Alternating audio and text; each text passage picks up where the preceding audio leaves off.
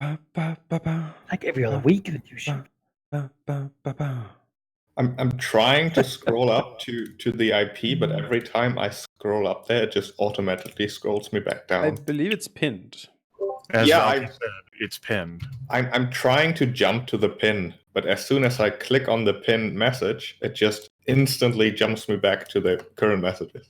I don't know why you would need to click on it, though, because you can just see it there in the pinned messages. Yeah, but And you then can't remember copy. numbers. I Wow. mean, you would want to copy paste it, I assume, because everyone is lazy. All right, I There read we it go. for you last time, Valky. I did it. Yeah, I'm sorry. Last time Everyone is lazy. Okay, Jonas. Only me have the boundless energy.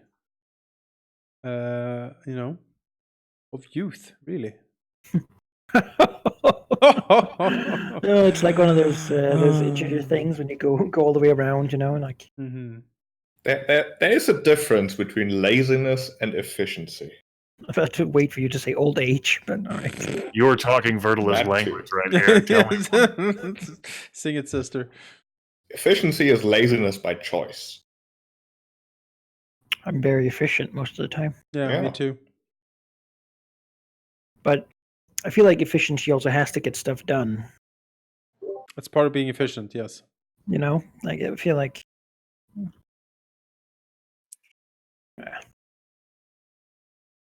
I'm really fucking busy these days.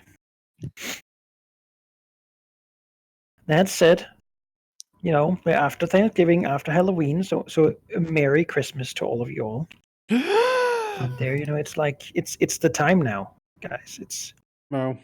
now until Easter is it is the season. Happy holidays, Yeah, 'tis the season. The thing about food. Not right now. I'm very full. Okay. Thank you. All right. Uh, All right. Well, then it's the season to think about role-playing games. that's a season. It's every season.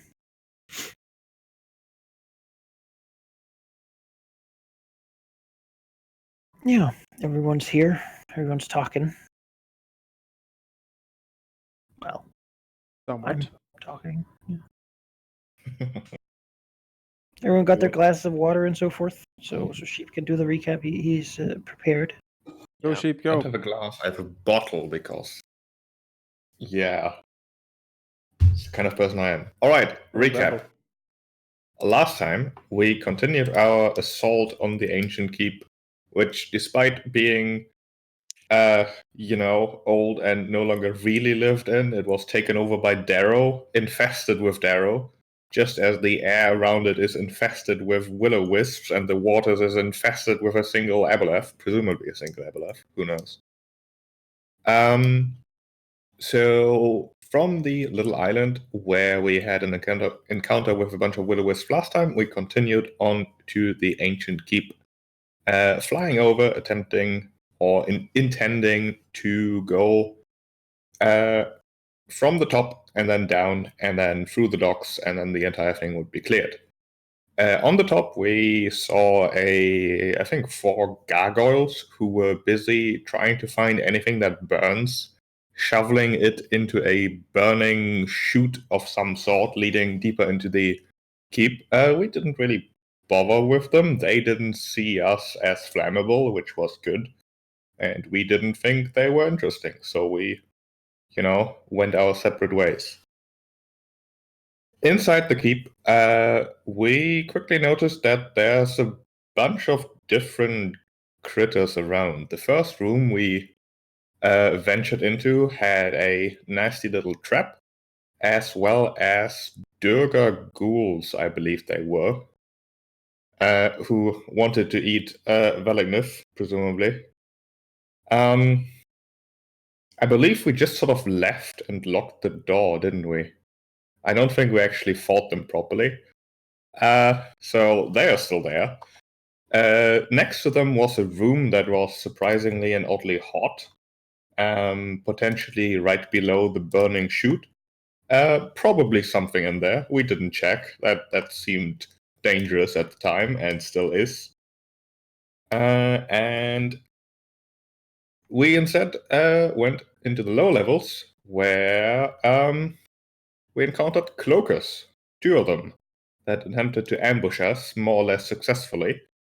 We beat them up, and that was pretty good. The lower levels seemed to be, I believe, giant make, with a large throne that Verdlif immediately took as a temporary bed. And further down, we did meet the aforementioned Darrow, who had taken up hold in here, and beat them up quite thoroughly. And then there was another room which had shiny things in, which turned out to be more will-o-wisps, which was a terrible affair. That was a fight. Verdlif in the back, employing guerrilla cloaker tactics to delay the Darrow there, and fought them off very successfully, actually, while the rest of us slowly, inevitably died to a handful of will-o-wisps, as Velignif somehow manages to fail 12 saving throws, which is, it's like 1 in 10,000. That was ridiculous. In fact, he was very, very, very close to dying. No healing surges, no HP. And after that little affair, luckily we did manage to kill all the Darrow during that, and so we just left. There wasn't really anyone able to stop us left. And I believe that's where we left off, with at least Velignif just, going home, because screw all this. A minor correction would be that the ghouls had no locking mechanism on their door. Basically, we just closed it in their face, and neither side wanted to open it to re-engage. Yeah. Yeah, it seemed like no one really thought they were going to win that fight. I mean, of course dragons would win it, but why would we want their room full of no treasure? Yeah. Exactly. It was just full of stink, like horrible. We can just starve the ghouls out. That's how that works. Yeah. Just wait outside and sooner or later they'll come out. That's right. They'll be tempted by flesh. They always are. And Delicious. perhaps relatively important, there was a lower level, I believe, that we never went into. So there's probably more to this place. But Yes. for now, we're done. Oh, you can debate how much lower it can be, given that that this level is like slightly above water level. So. We ended up with 1,200 gold pieces and black pearls, which I'm keeping track of. Yeah, because you're gonna sell them to the dwarves so they can get it on their own. Yes. At like 5 times markup, of course. We'll see how I feel about the dwarves. Mm. Goals? I don't think we have any desire to change our current goals, do we? We have no free gold slots, so things stand. You still don't want to get rid of any? That's really the question. I missed out on this last week, so once again I'll campaign for removing the burned down elm goal. Wink. I am. I don't need to. Any of the goals necessarily. Secure the behemoth seems. I don't know how likely we are to do that, but I don't necessarily have anything to fill in goal slots at this point, so it might as well stay there for now, I think. Well, as Malachi said last week, you can't add before you get rid of them. So if we're going to add one next week, we need to get rid of one now. Yeah, I think the goal that I wouldn't mind getting rid of is Unite the Lizard Folk. I don't want to actively get involved there. One of the clans is probably going to kill all the others, which isn't exactly uniting, at least not in the spirit of it. So it's probably going to resolve itself and not in the direction of that goal anyways. So, It was the Wasn't goal that... Wasn't that it was your the goal goal? yes, Yeah, so if yes, you want to it get was. rid of it, then... Yeah, go ahead. I Yeah. don't care. Yeah, we're I'm fine doing with that. Velignif thinks about if he really wants to do it, and he's like, nah. Yeah, there's just too much disagreement between the different clans. Like, how do you get past these like the society of, oh god, every other clan is worse than us. How do you get those to cooperate? That's never gonna work. Mhm. Just have one kill the others and done. All right. Then that goal will be gone. Yeah, and we can basically begin right where we left off. The dragons have cleaned out Darrow. There's basically Darrow sort of everywhere, splattered across the area. The docks down there are sort of nice and clean still, but well, as clean as it is when it's been inhabited by Darrow for a good long time. But yeah, the other Darrow, broken, thrown about. You looted their shrine, and it's quiet for a moment. Water like sounds outside, but this far in, it doesn't really echo much. The little sort of dwarven cutout sections here seem to never really have been fully finished. There seems to be more minerals or something they've been digging through here. At least something they found and chose not just to eradicate, but to actually carefully mine out.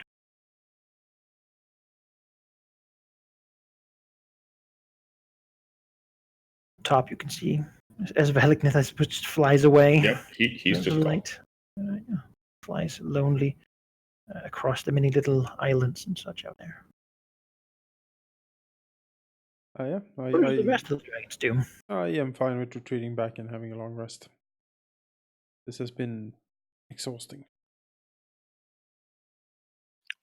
Yeah, I mean, Verstrix is kind of seeing the point of why bother go outside, because it seems every time we do something we get hurt a lot. So why not just stay in our lairs forever? How about the people The who are dragon. working for us? That's the dragon. The dragon attitude. That's what Yeah. Basarek doesn't want us to do. That's why we're being prodded. Most dragons don't go out all that often. They just kind of send kobolds to do it over there. Mm-hmm. Fertilith is content with leaving because she wanted to be here the least out of everyone anyway. Though as we reach the pier and then head to the spider caverns, Verdalith, lagging behind as she is wont to do, will call out, "Veristrix, a moment of your time before we separate, if you will." Verstrix probably relishing the open air, but he'll loop back around and come to Verdlet and say, "Yes, of course. What do you ask for then?" In a 10 days' time, I will arrive at the camp of those with scars, those meek, mewling creatures.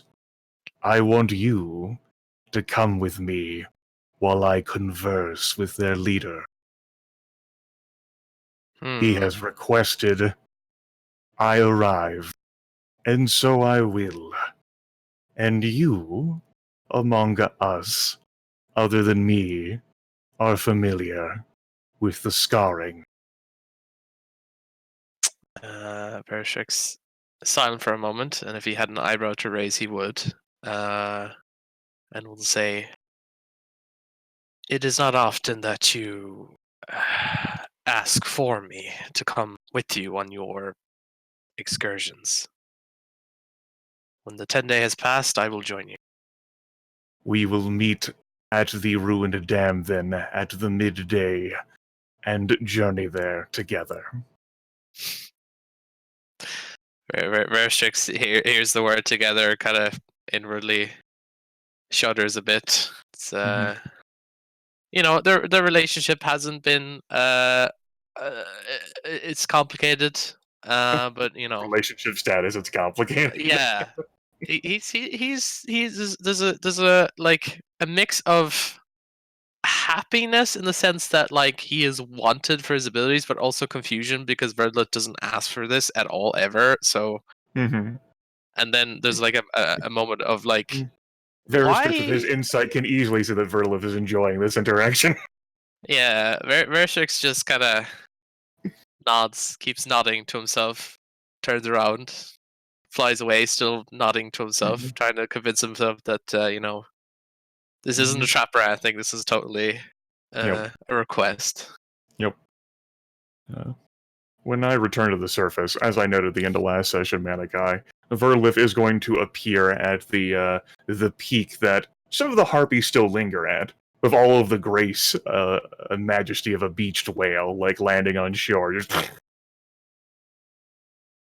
and, inform a letter to all whom it may concern, not directed at any specifics, but she has the sense that the information will be carted to the camp, that she will make an appearance at the refugee camp a 10-day from now to converse with the leader of these scarred refugees.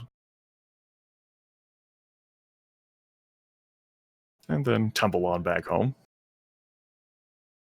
No one particular will take the message, but Verlith might very well be correct that that it will go to where she intends for it to go. Somehow.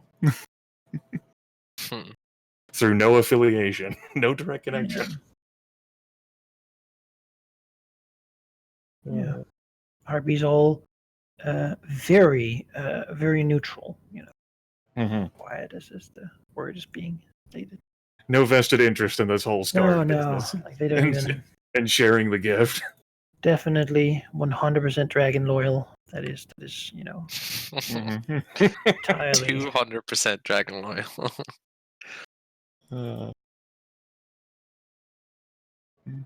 I mean, I have done a lot for them. So Vertilith tells herself. They're no longer being hunted by ogres, giants, and manticores.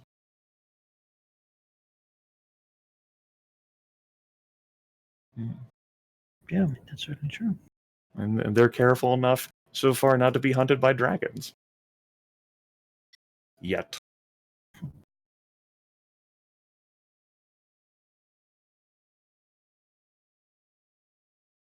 Yeah, I mean they're being careful. They won't really give Lilith much, but she's smart enough that she will just it'll get there. She's fairly certain. Yeah. And if it didn't, that would certainly reveal something to her too whenever she arrives. I never got the message. I didn't know you were coming. How would I possibly have known? Yeah. Well, even saying that, she might not believe it. Yeah. I could never. How Mhm. ever would I have ever known such a? Yeah. A bunch of harpies like drinking mead or whatever in the back, like Slowly moving back to the bush, just just like fluttering away. Oh shit. Nope. Not involved with anything, I swear.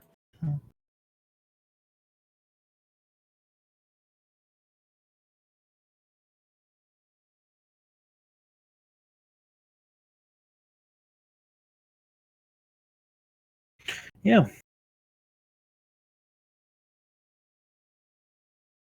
That done.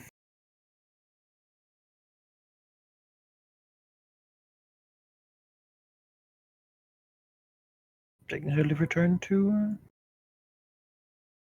Yeah. To We're her- all her returning to our lair respective lairs. for a what sounds like a long rest. Yep. Put your Mhm. tokens. You can put your tokens back here on the main map. I have done so. We'll be back later.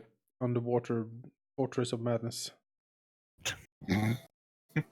You haven't seen the last of I us. really haven't. No, I'm not giving up on that thing. We just need to, That's you know, okay, we managed to run into a lot of nasty things down there, so need a little breather. Mostly will-o-wisps, really. Yeah, the will-o-wisps are fucking nightmarish. What the hell? So you need to figure out the will-o-wisp one, then Yeah. attempt to recruit them. Phaedron. I know, that's right. It's not even like your the winter court's like ideals like kind of like aligned really. Yeah, that's what I'm saying. Like they also want to just cause pain and suffering and everything I- they see and meet. It's just that they don't really discriminate, Mhm. which makes it difficult to work with them. I freely admit, in all of my time I've spent playing games as an adventurer, not once have I ever wanted to fight will-o-wisp. So No, they're bad. Bad. They're bad. Underdark will-o-wisp. Yeah, I mean you can certainly take a full rest, and we will move towards a set of downtime. As normal, you can take a full rest or not. If you don't want to, then you're of course not forced to. And you can either do a downtime action, or you can just take a draconic essence and Take a full rest. and build up to have a draconic moment of victory, or overcoming some difficulty that might seem beyond you. I feel like I'm gonna take a rest. Okay, I'm taking and a rest. you're not forced to. I will I also. feel like I am forced to. This trip it doesn't prevent me from taking a long rest, right, Malachi? If I go with Verdlith. I believe after 10 days, it's going to be Yeah, after yeah. the rest. Okay, perfect. I believe Verdlith might consider that there might, be Mhm. some sort of escalation Yeah. potential. Yeah, Yeah. fair. Mhm. Fair, fair. I would like to do a downtime action, Malachi. Okay, what you got I in would mind? like. Well, would like to put those hags to use and have them use the astrolabe to divine the Acer's portents in the future, whatever the event he was talking about. Okay. Or at least work towards that. Yeah, no, that's you've built an astrolabe. It's on top of the mountain here. Yes. It's quite a trip for the hags to take, but I think they're skilled enough, and perhaps something that might even please the dragon is that you've sort of pacified. If you let them go through your lair, you've sort of pacified the root from these two things. I mean, these hags have never been there, like ever, on the surface even. So for them, it's quite a journey. But the dragons now have dominion to the point where they can sort of pass from the hags' lairs and to the wizard's old tower unmolested, really. Good. And they can indeed go there. And although they're not like stars, is really something new to them. They can coven together and begin divining things. And you know what? They don't even need your character's help because you've given them all the opportunity they require. So, Great. you don't have to participate in that. They will get that done at your Okay. command, so to speak. They will try to find out more about this event and potentially when it's going to happen. Okay. Well, so what you're saying is I could do something else for downtime while they do Yes, that. definitely. Okay. Give me a minute. I need to think about that. Yep, sure.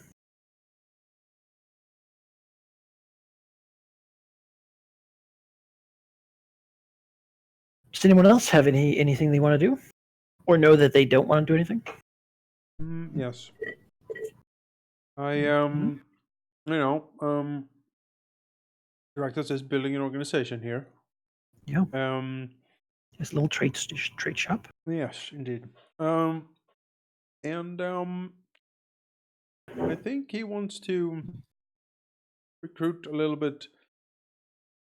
In preparation for the clearing of the Underdark and towards Thunderhome. I think he would like to start working on actually formally patrolling, securing the Veil. And for that, he needs more forces. He needs organized, orderly forces. So I don't know, like more hobgoblins would be ideal. Just engage in some general recruitment drive here. Maybe go to the old eel fort, set up a recruitment outpost. Like sign up here. Or maybe even get enough people to take control over the fort to have that as like an outpost towards the south. Maybe he can go and talk to their his centaur neighbor, who is his lesser now in the rank of the fairy court. Just I don't know, more boots on the ground. That's what I want. More soldiers. Okay. Someone I can put on a patrol, and I know they will actually patrol and just not go away and eat something. Like an ogre is too stupid. Yes, ogres are very stupid. Like one ogre and two handlers or something. We certainly saw that. Yes. So recruit I don't know. I don't know in what order it would be the most most logical to do it. Like taking control of the fort first, or like try to recruit just mercenaries and hobgoblins and just. Yeah, it's difficult for him currently to take control of it because he doesn't actually have, like, again, boots on the ground. He could sort of send his 2 hobgoblins there, but Then boots on the ground it is. not gonna work. And Recruitment such. drives. Yeah, my example actually for a hard task would be to gather a gang, like of say bandits or outcasts or some such, from nothing. All right. It's hard because it takes time and effort because you don't really have a starting sort of, like, there's no gang you can sort of take over. You need to get some people. What is the closest corrupt city? I mean, Westgate is known for its gangs and such. You know, maybe some of the town watch in Worms Hamlet want to have a more glorious work than, like, you know. There's people around, Yeah, so I mean, he'll a gang like this will be of since you're sort of doing a wide swap, it'll be of people who are around and available. Like, yes. a bunch of gang, like bandit captains, have recently been assassinated or killed as part of bounty hunting. So there might be some of those around. You know, there might be an exiled lizardman or a couple of orcs or, you know, whatever sort of is around. You will. I think it's fair to say that completing a goal like this will give you like 20. All right, that's perfect. Then that is what Taraxis will set about. Send out some feelers. As you said, there's been a lot of bounty hunting recently. A lot of unsavory types have been driven from certain areas, and maybe they need a new home. Maybe they even want some revenge on those goodly heroes who destroy them, like the crazy kobold like avenger who attacked them. So yeah, that is what I would like to do. And I will start out by, of course, you know, seeking them out, trying to gather them in small groups to have the Saruman speech. They drove your people into the hills, forced you to live off rocks, take back the land they stole, and burn every village, that sort of stuff. That's Want to start with that, or do you want to start with finding some people? I mean, you know, starting to find. I am not sure what skill. I have streetwise. I think that works for finding scum and villainy. Excellent. I shall use my streetwise then. You have streetwise? I do have streetwise, yes. Taraxis is quite streetwise. The most useful skill in Westgate, you don't even know. He's a like, people person. All he needs to do is actually get into a settlement to figure out what's going on. He can make use of his streetwise. God, the streets. I just carts me in a like a covered palanquin. Like someone comes close and there's like a hiss coming from inside. Like, I had looked at the streetwise skill and I was like, "There's no way in hell I can use like my draconic memory to like explain like how I have this intimate knowledge of cities." You know, Taraxis' parents were business people. They might have like, you know, human form among the throngs. I'll file this under paladin bullshit. 25 for streetwise. Yeah, that is a moderate success. So that will give him, I believe, 2 steps. He spreads the rumor. Yes, 2 steps. Uses Vernella's trading, you know, the snake man can go and spread some rumors. I mean, look at him. Who wouldn't trust that guy? Especially if he keeps telling bad jokes. Yeah. Yeah, he can go. Yes, he can go very far away and spread many rumors. Is there like a dark fae like brand or something I can burn into him to know where he is? You know what I mean? Like a tracking. I mean, place? the fae, of course, always appreciate burning things into people, but you can have any sort of symbol that you want. But as for magical ones, it's not really not really generous. Well, yeah, this sort of, you know, it's hard for a fae to to betray its court if it's already part of it. I suppose. Maybe you should send like a sword or something with him to just keep an eye on him. Little backpack, a little stabby thing. Yeah. Phaedron can see to the details, I'm sure. Oh yes, of course. You see the Snake Man talking with the ruffians, and he says, "Did you hear the rumor about butter? Never mind, I shouldn't spread it." Ah!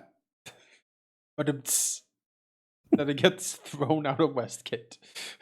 I'm so glad you brought up the were serpent again. This gives me my opportunity to share more bad jokes. This is, All right, so Raxus is out looking, like basically flying over the land, finding like a camp and landing in it, Mhm.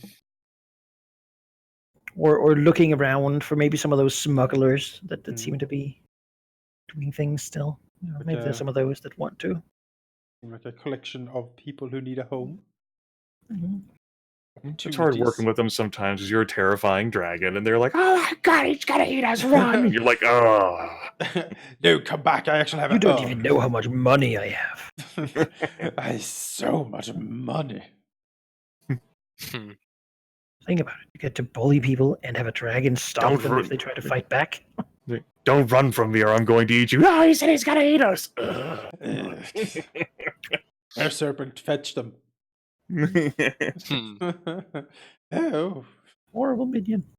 All right. My serpent might be a joke to the dragons, but to normal people, it's terrifying. It's like a horrific mutant monstrosity.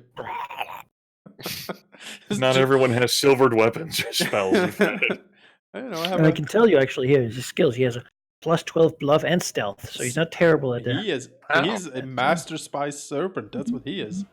Insane. I dubbed the Serpentor. Wow. Apparently, snakes are inherently very good at lying and hiding. I was once a man. Manika, I believe I have stumbled upon an idea. All right. So I'm well aware of how the witches can kind of convert other creatures to their cause by making their minds susceptible to their influence. But the question I have is, where from do they get these people or creatures? Do they make them themselves, or where do they find them in the Make first them? place? Like creatures? You mean like what they turned into were serpents and such? Yeah, and also like they had like Duragar with them as well. Oh yes, they've had Durgar for a long time. Yes. Durgar were slaves here for a very long time. The current hags would actually not be entirely sure where they got them from, because there was previous incarnations of them that got these Durgar. These Durgar been there for a long time. Right. Because Verishix would like to actually set up a personal guard, so to speak. And he was wondering if, with the witch's help, he might be able to, with them making perhaps the Durgar more susceptible, that Verishix would like to convince them to work under him, for so to speak. Okay.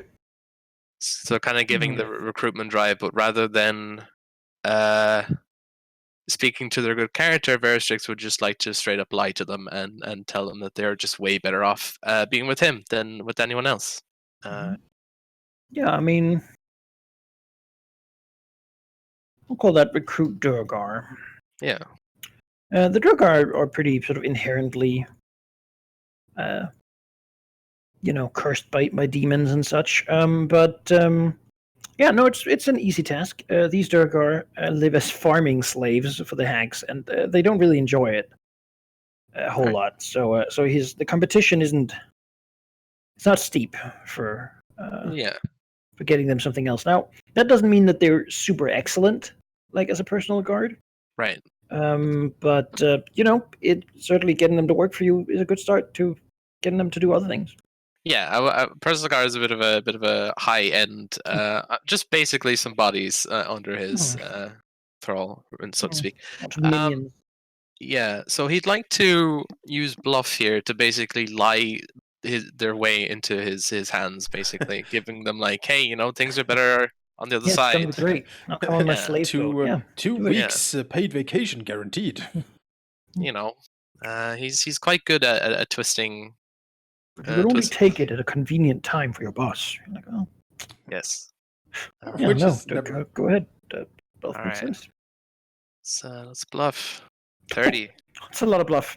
Yes. There's a lot of bluff. I believe that beats the hard DC, which means that as an easy task, it is finished. His lies convince enough of them to go to him. Yeah, I mean they're old slaves basically, but they're strong.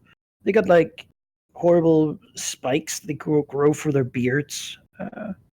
They hit things with hammers. Durga stuff.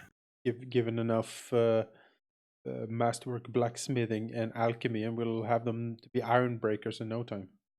I do like that Absolute Verstrix. super heavy armor, and then like satchel charges, and just it's gonna be great. I do like that Veristrix is talking to actual slaves, telling them that they'll have a better life under him, and he's actually lying. Yeah. Yeah, he's evil.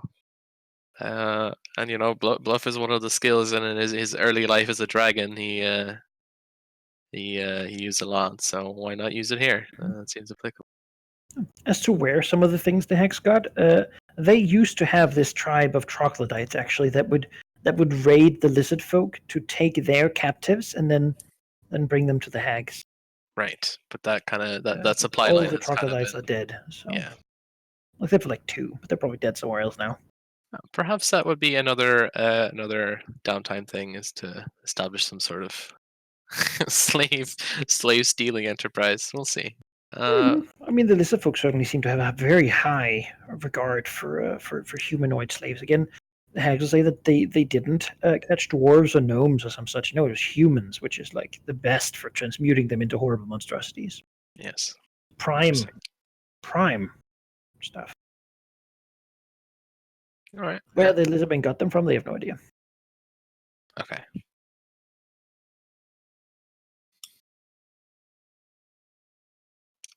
Yes, that is. I am very happy with that.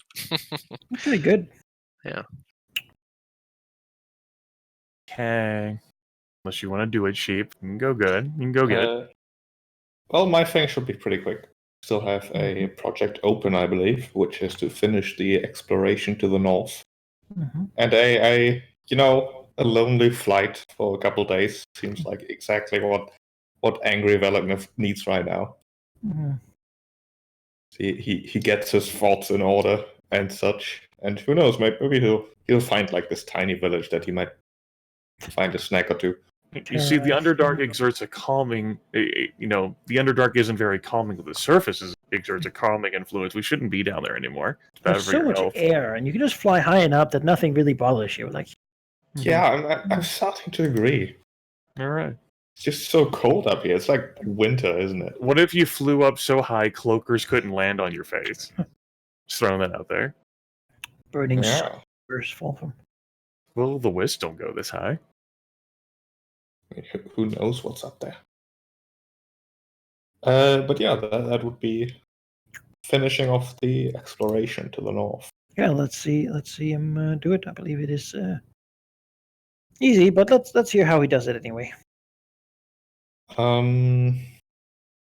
Last time he certainly incited his way to see what he could discover, where he might find something interesting.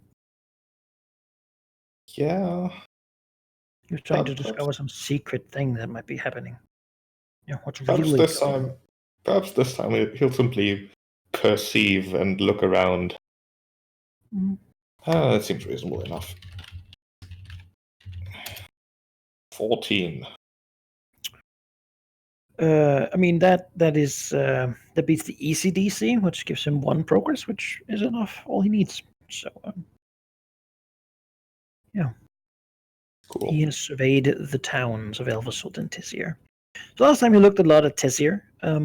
Merchants fighting each other, like all having their schemes and being incredibly wealthy and hating pirates. Was sort of what that town is all about. It's big. It's very big and also very wealthy.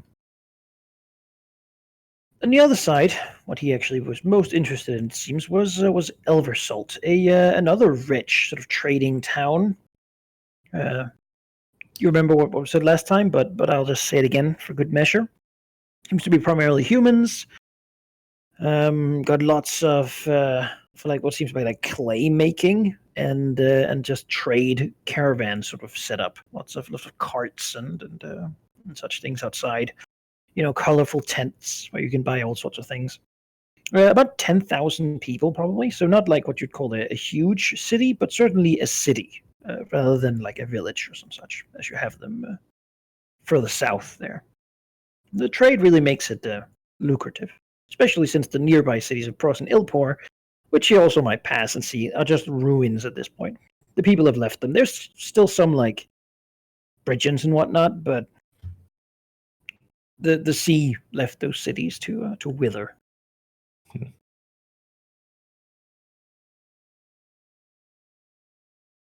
So what is really going on here? Or at least have an idea of what is going on here. Looking at the city, I mean, it's of course big and it's hard to look as he flies around up there, sort of circling it ominously, maybe like a vulture. Yeah, he's probably enjoying himself just a little bit, knowing that he's going to scare some people. People not, look up and are It's not the most subtle sort. thoroughly, and he certainly seems to attract a lot of attention.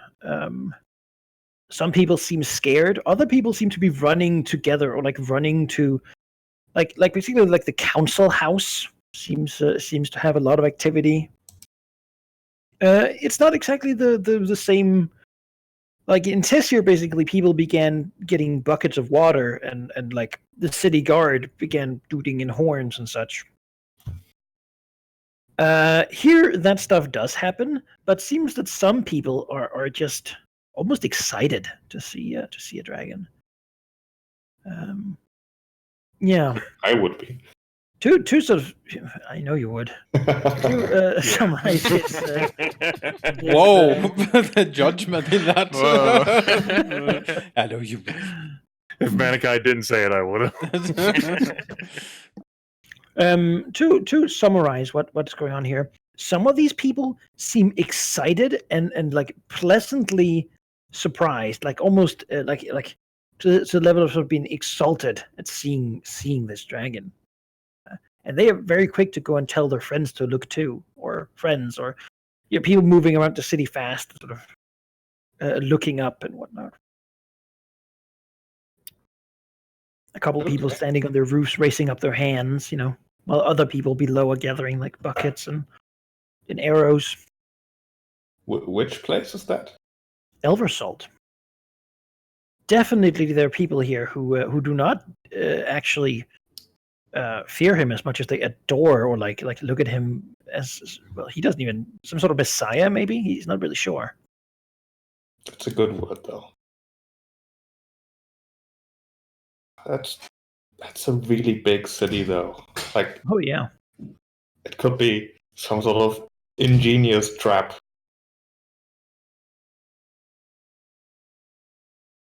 I mean, there are still more people who are scared shitless by the dragons approaching me.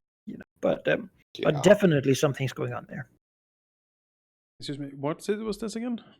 Elversalt. Elversalt. I guess the next goal is burn down Oh. Elversalt. Elversalt. Oh, Interesting. interesting. Yes. Could you give me a religion check? Certainly.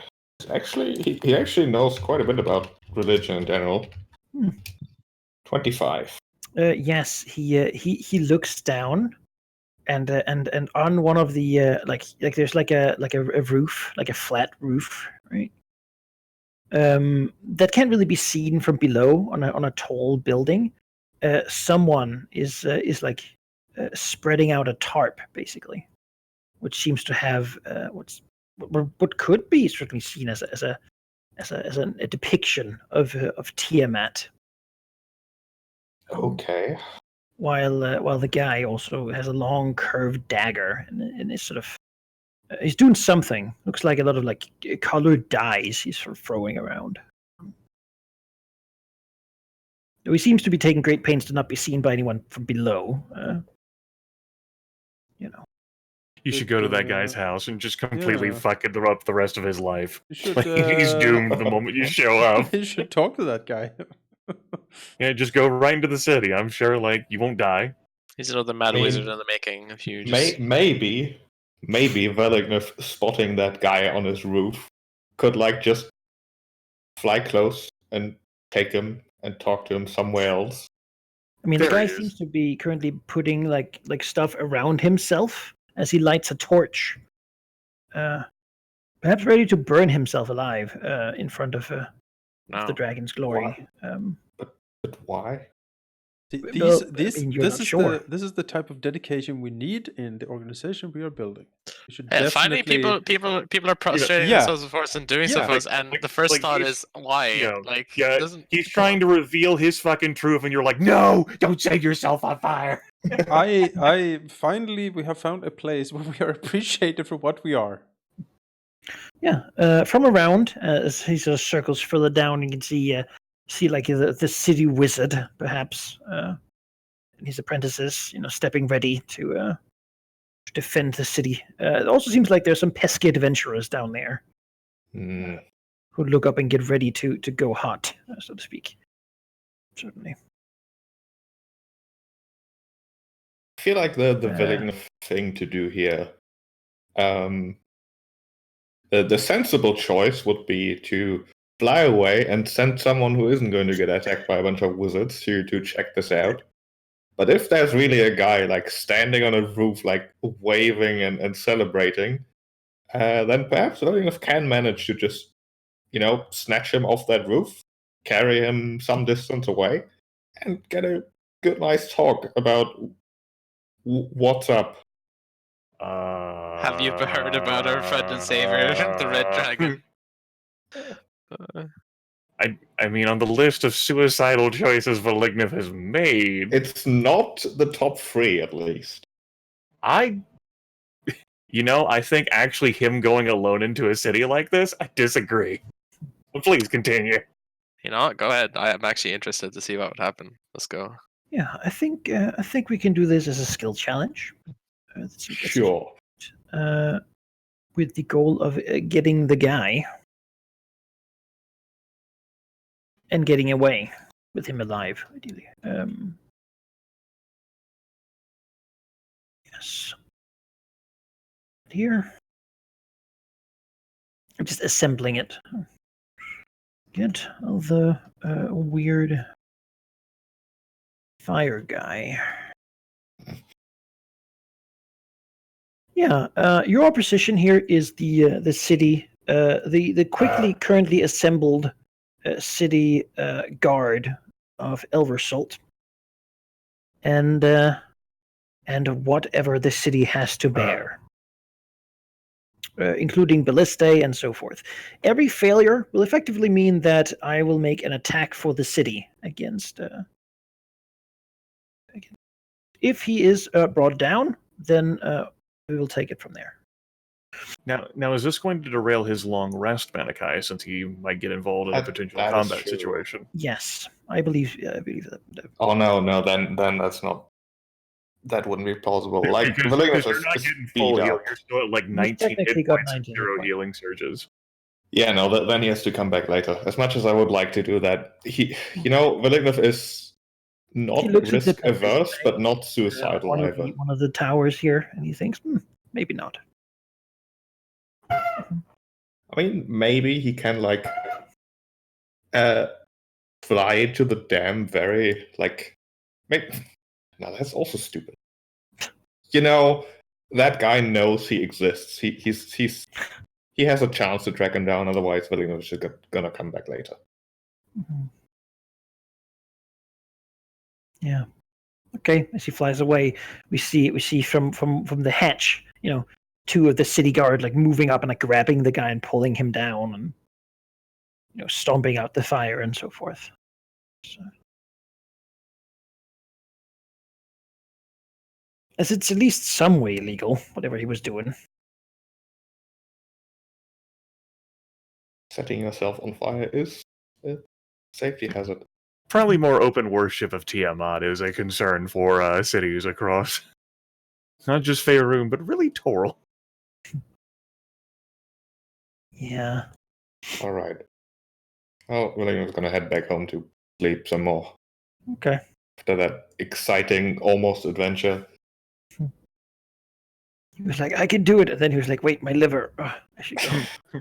Wait, I Yes. don't actually get my long rest until after the 10 days.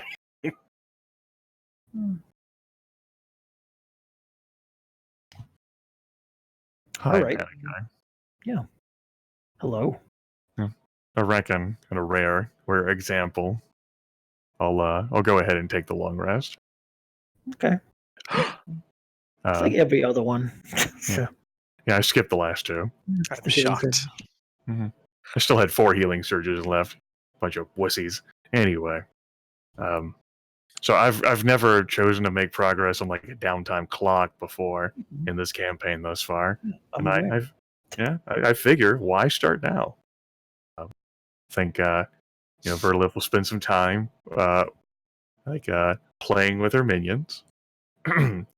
She'll spend some time eating and rubbing her body against trees that are no longer crooked and bent. That's nice. She'll pay a visit to Amrath, Druid of Malar, check out on him, see whether he's still stashing bodies in his trees. He is, though they certainly seem to have grown a lot since last time. They seem to be growing very fast at this rate. And they're sort of getting crooked and like bent and the sort of unnaturally shapen, twisted.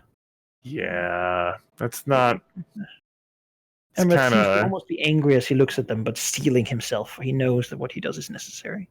yeah. It's she's read his guilty looks, how he's like corrupting himself in the He does process to not try feel and good take care about of it. like He a does greater not feel good evil. about it. But Mhm. Yeah, there's some value there. We'll see where the road takes us there. I think she'll poke in at Worm's Hamlet, see whether that place hasn't been burned down yet. Check in on the voice of the tyranny. it hasn't. It hasn't actually been harassed. Okay. Good. Yeah, though it has sort of an ominous. They don't really want to go outside a whole lot. Yeah, it's 'Cause- understandable. 'cause it's pretty close, the whole thing. And some say that like someone like lost their dog because it ran outside and they don't know what Yeah. happened. It hasn't come back. Weak creatures. Oh well. They're still there. They're still intact. That's good. All right. Verlith will leave them. She's not really there to hear their concerns overly much. Just want to check to make sure they're still there. She'll Mhm. probably do a flyby over that strange hill that Amrath mentioned last session. It's sort of very tall hill, very verdant, sort of surrounded by a lot of what looks like old sort of oak trees. Though the top of the hill Yeah. is mostly bare. There's a couple of trees there. Yeah. Looking at it, it appears very nice. There's like an old, what looks like a farmhouse or something, built Mhm. right on top of it. Seems like someone thought that would be a lucky spot. But the weight of the house seems to actually have like collapsed some of the top of the hill into what seems to be sort of a long, like hole into some hollow area inside. Yes. Yeah. This was what I was hoping for, like Verlith, like bobbing her head eagerly, looking at the side, like yes, this will work beautifully. On the sort of on the east side, there's like a big area of dirt as well that seems all like ruffled and sort of ripped up. And as she looks closely down, it does seem like there are several like what seems to be like sort of rapid holes and such around the top of the hill. Flying over it directly, she'll feel almost like a warm wind stream almost coming from below. Kind of like a little pleasant, like nice Yeah. in there. Yeah. Yeah, this is giving Verlith even more like feelings of this is good, which is ties into what I was hoping for about this site. Yes, this will work beautifully. Okay. Then I think the only other thing she would partake in, Malachi, is to actually venture down into the Underdark herself, into the territory controlled by the hags, to see if she can find that gardener. There's a vested interest in that gardener. That gardener likes to garden, and she likes to garden. Someone who can appreciate flora and fauna. Were-rats, that's not really their thing. They like mud, and harpies, they kind of want to share their gift of like blue flame. There's someone who can like really appreciate these sorts of things would be someone like the gardener. And if she could perhaps entice that gardener with you don't have to fight for me. I wouldn't expect you to do. Like, it's okay. You can stay out of combat. But if you could take care of any animals I bring back, and my trees, flowers, or vines, that'd be really great. I don't think you're being properly appreciated down here, and I would really appreciate you. That'd be wonderful. He's pretty easy to find because the many swarms are still sort of coalesced around him. Before they seemed to sort of be used basically as a protection, like a wall or some such. Now they're mostly just flying around the many sort of colorful mushrooms and strongly smelling like big flowers and such, seemingly basically skeletizing rodents and the like, and sort of making sure that all that good juice is brought to these plants. They seem to be taking very well care of them. And looking at how it works down there, could you give me like a nature check? Yeah, I Or can do dungeoneering. that. I'll throw the nature bones. 13. Hot. Even with that, you can see pretty much guess that mostly the Dwergar here don't actually do a lot of the work. It's mostly this guy who makes these fields able to continue to produce as they do. As the dragon approaches him, he seems to be a little on guard. His eyes glance to the sort of the many swarms around him, but he doesn't take any offense. Most of the time, he seems to be sitting on like a mossy rock, seemingly somewhat bored and unexcited. The hags have left. There's some Dwergar going around like squeezing mushrooms for juice. It doesn't seem like this is really that exciting for him. Well, this is exactly the image I had for him. This is great. Yeah. Verlith, the green dragon, comes half flying and then like switching to like walking when she's not like over pits or something that she can, some surface that she can walk on. As she approaches the gardener, she chose not to interact with him much during our foray because she was super focused on the hags. But Velignith, for whatever reason, had like a bizarre interest in him.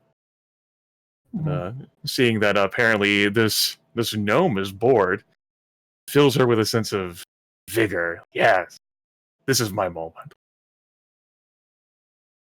Yeah, he looks up to Vertlith and gives like a tip of his mossy hat, sort of mushroom patches growing on it, really all over him. A lot of mushroom stuff. Maybe the locusts stash parts of dead things in his clothes to keep it all fed. She opens with, "I appreciate what you have done around here, gardener. The plant life is teeming." Yeah, he looks at the dragon, taking a moment to perhaps just really sort of gather himself. It is a dragon, after all. He doesn't like being within speaking range of a creature like this. It makes him uneasy. Understand. As few things down here might actually do. The other brothers notice he's not a deep gnome. He's not like a gray creature, and he does seem to have some matted bits of hair under his sort of rotting cap. Suggesting that he might be from the surface at some point. As he will look up at Vertlith from his sitting position and tilt his head slightly and says, "I did not think that a dragon would come to me to ask or talk of such things. Mostly, it seemed you had conquest in mind." Vertlith says, "There is that. But when I am not pursuing that, I do ever so enjoy."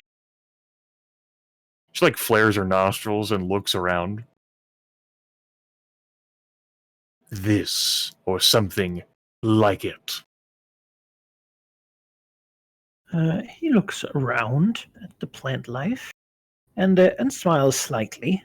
He says, "I do take some pride in it. I am glad someone has seen it and noticed it. The local creatures seem to regard it as merely useful." Scoffs. "It is not only useful, but pleasing to the eye, gardener. It is obvious, now as it was when I first appeared here, that you, and not those foolish dwarves, are the reason how such exists. He nods again. Says, yes, though it should be able to sustain itself by now. The jungles nearby, they have provided me with all the seeds I could require. Sadly, it seems there's limits to how much I can do here. Should this So? place be vacated entirely? He sort of looks towards Various Strix's regions to the south. And it seems that they are being slowly reduced to no one. I should be able to overgrow them completely. But, of course, there's a limit. As he looks around at the many locusts, only so much material to work with. Hmm.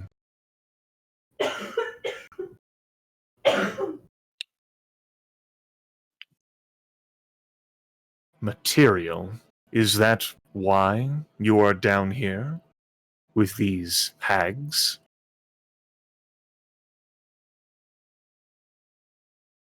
He gives sort of a slight shrug. I have been wandering this place for a long time, bringing green to the depths, or whatever colors it turns out to be. These places were very barren when I first came. Well, they had some growth, but it was uninteresting, and I make it interesting. And now you are proud and accomplished, for you have done what you desired. You exerted your will, and this place is interesting to everyone except you? He sort of looks at the many locusts and says, I have grown my family, and we have accomplished much here, but there are many places that could also make use of my talents. I know of a cavern to the south I have had my eye on for a while, but I am afraid that if I took out all the bats, it might change things drastically, for the worse. Hmm. Yes. Tell me, is all of your work that you like to do down here beneath the surface? He picks some dirt out of his nose. I have not been above for many, many years. I was taken when I was still young. Though I admit I remember much green and many plants growing there that I've not had the experience to spread. There are many delightful bits of greenery. I work on spreading it myself. It comforts me in a way that other colors do not, you understand. He looks at the green dragon and bobs his head. Yes, I can see why.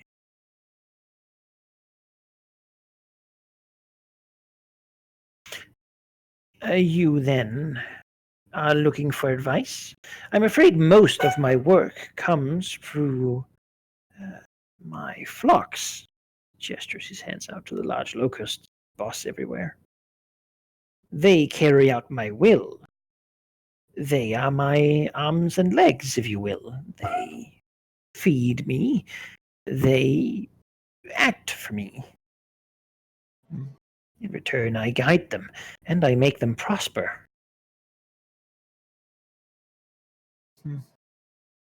Verlith gives probably one of the friendliest facial gestures a dragon can, which is probably still fucking terrifying. And she actually goes prone to lay on the ground so that she can get a better look at the dragon, not the dragon, the gnome. She says, "Not advice. Dragon would not need that. What a dragon needs, a dragon like me, is someone powerful and capable who might be looking for more than what they have. And you are looking for more, aren't you?" Puffs his chest, looking around. Says, I do think I am done in this place, if that's what you're asking. More exactly, I I used to live in a hole. Gestures out. This seems like a lot more than that. Now, is. what more could be, I have not considered. But I desire not luxury, no gold, if such things are what you offer. Merely opportunity.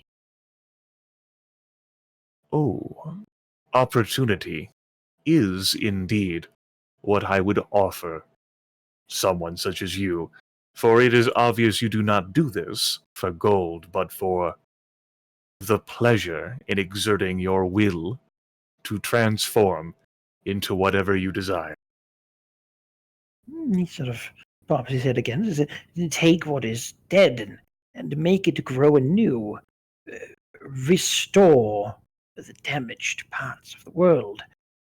These are Yes. things I can do. These are things I have done before. There is much damage on the surface from the spell plague, and some of my grounds are all brown and sickly and twisted and corrupt. It saddens me. So ever suddenly, like finding himself getting excited and then holding himself back, giving a bit of a sort of having a skeptical look on his face, as if he's been excited and scorned before.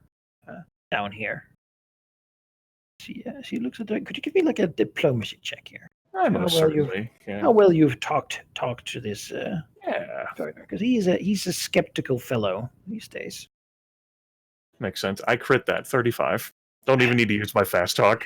All right, now he holds back his like glee and sort of excitement a bit, and then you can sort of see it like a wall, like a dam bursting.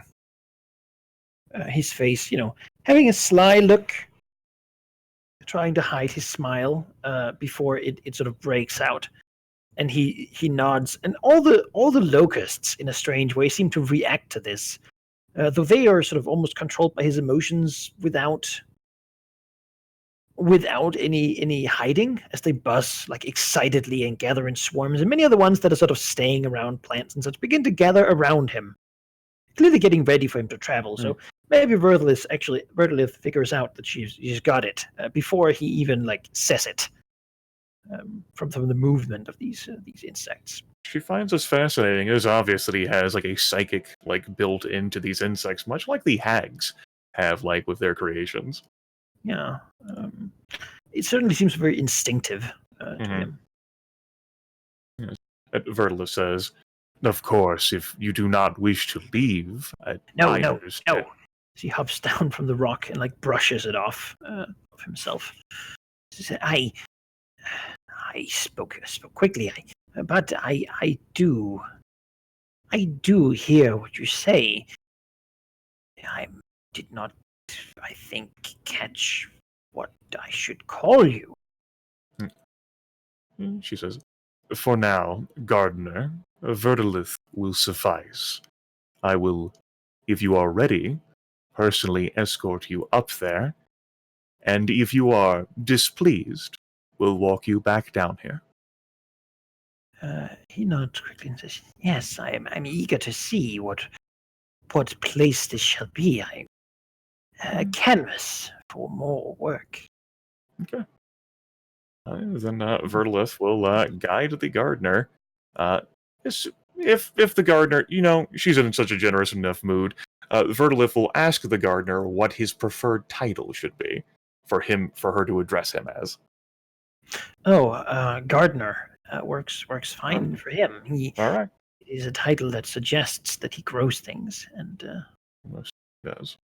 and people Think have I- before called him the host or some such, and that is not as appropriate for what he wants to do.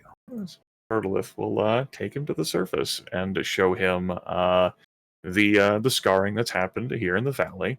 You can see like bits of air, and obviously it's like still winter time, although it's mild temperatures here, and show off what she's done with the pipe, and then mention that she is considering relocating soon, so that if he grows weary of this canvas or wishes for more suitable materials, there will be other opportunities. She does not intend to stay in one place. No, yeah, he will begin exploring the valley with his hosts of locusts, the large things, sort of, the size of small birds as they buzz around. And it seems when he finds something that displeases him, he sort of moves his hands towards it, and the locusts devour it. Where will Birdlith allow him to stay? He will request a place that is somewhat dark out of the sun and a little damp, ideally. Vertilus Lair is perfect for that. Okay. It is definitely out of the sun. There's definitely dampness to it. And she does not think he will have any trouble relocating or repositioning any of the plant life there to make a suitable place for himself. Because the locusts do require such a place to lay their egg sacs to sort of grow themselves in number. And here there's certainly lots of material to be devoured and lots of things for him to begin regrowing or. Plenty of plant life, stagnant water. That's there within the pipe. He's found a pile of cobalt rotted bodies sunken into mud. Yes. Yeah, as he will spread around him mycelium, like thin strands of fungus to grow on things, speeding up any sort of natural rot or decay, and from it sprouting more things, and sort of almost like an overly green and overly, well, also colorful. He has a lot of things with him from the Underdark. Making Vertilith's lair perhaps having strange new smells and blues and pinks and such. Oh. Glowy mushrooms growing around. This is delightful. Many thick egg sacs of the insects. She's had to rely on herself and the were-rats, who of course are not great at gardening. This was to actually have a trained professional. Yeah, this is gleeful for her. You think she just spends the rest of her downtime I'm not making any progress on a fucking clock. She just admires his handiwork. Just fascinating. Yeah, Perstrix enjoys it very much, sending out the things. It seems like he can sort of strip a large area very quickly before he begins to work on it.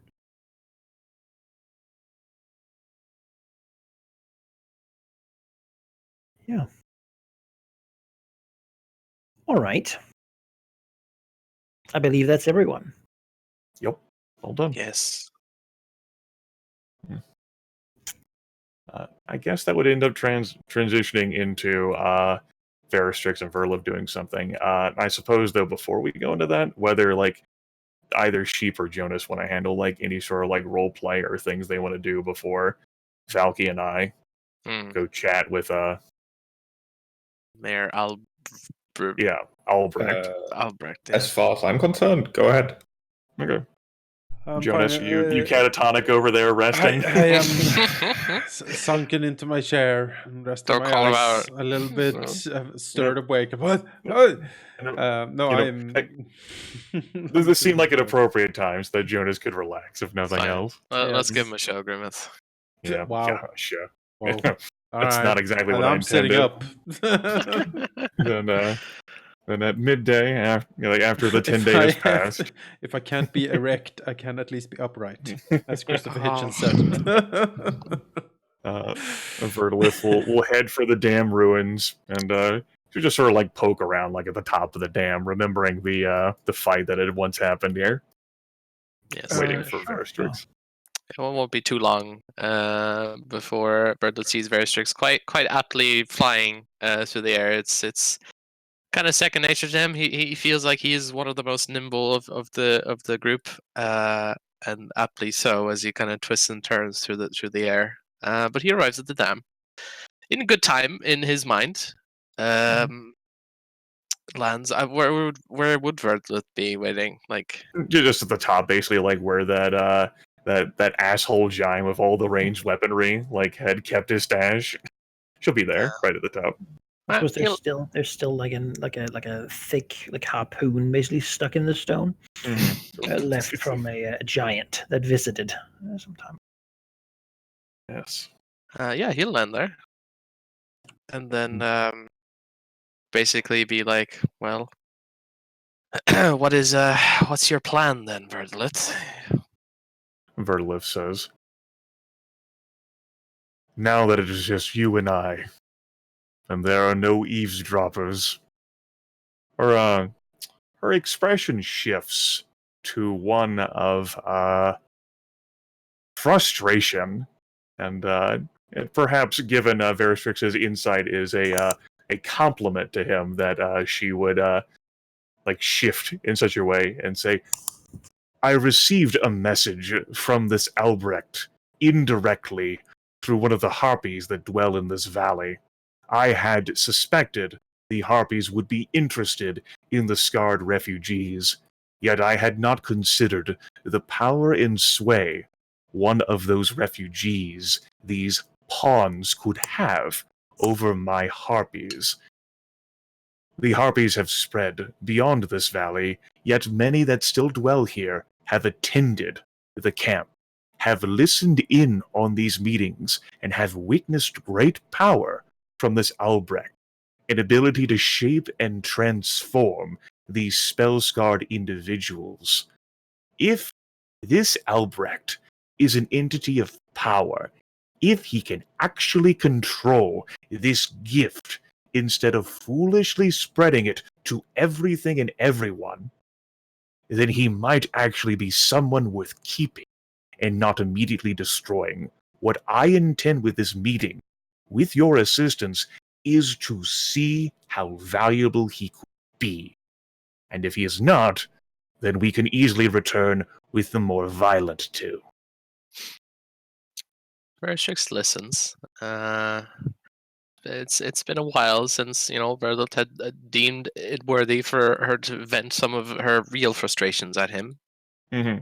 And he closes his eyes and thinks and says, She "Whatever is the Bastard's case, favorite. whatever the case, if he is useful, good. If not, he is encroaching upon your territory, upon your minions. As such, if he does not prove useful, then he must be dispatched. I would agree on that." Verla says, I do not wish to handle the affair directly if he is not useful. Rather, she shifts her face again, obviously contemplating something. I have not expressed this to the others. I have listeners abroad. In the village of Elm, which Velignif so deeply desires to burn, there are flags. A nation, Cormyr, has arrived. They hold power and sway abroad, and their attention may be attracted further with the appearance and interference of dragons. But if they can be distracted by these spell-scarred creatures, they may not pay us any mind.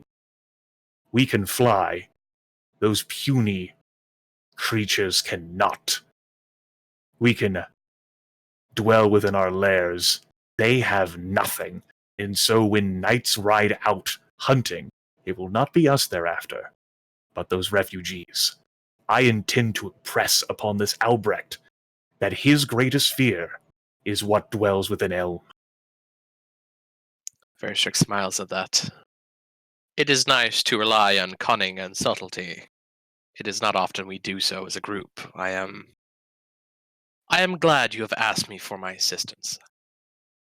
Yes, you are cunning, and would not immediately demand to break apart stupid pawn to try and understand how it works. Yes, well, it has been a while since I've stretched my mind to such a degree, considering we are so, versed in the violent approach. But I will listen and I will counsel as best I can. And Verlif begins to take off and says, if you do not wish to speak at all, that is, of course, your choice. I will offer my intervention if I deem it necessary for your mind to know. Verlif says, of course you will. And begins flying away from the dam, Yeah, let's fly. shaking her head as she heads for the plague camps. Yeah, again, they're large and sort of sprawling across the land. You can see at the edges, like little bits of trees are being chopped down, and logs are being moved, and it seems to be more organized than when last she took a look. Like it's a little more set. It's still like a sprawling, muddy mess, but the efforts basically seem to be more set. Almost like they're trying to make something more permanent and stable out of it. Yeah, like like it seems that in the mountains, at least, there's also some people going around, gathering what seems to be like boulders and rocks and such. Mostly people working with their hands, really, not a lot of tools being used, but it does seem like they're gathering more permanent material for, well, presumably to build something. Mhm. Then the camera then catches those wood choppers then busy at work, and the camera slightly pans upward to in the distance and quickly approaching two dragons. Yeah, the wood choppers sort of working as a man in a robe with a medallion of a sort of an open eye, like screams at them to get back to work. That there's no time for such things. The timetables have to be met, or their ascendancy will not be assured.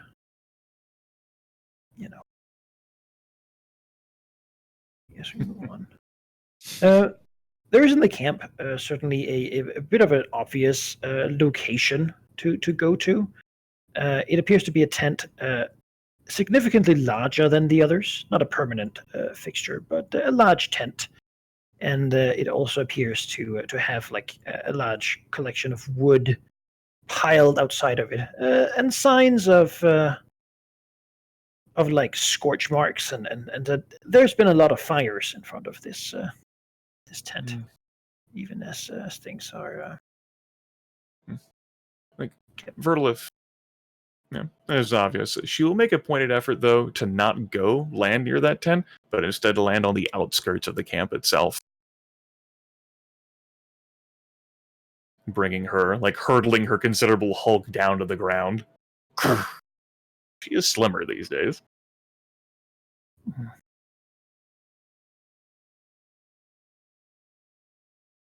Rotates her head slowly. Looks at the ground.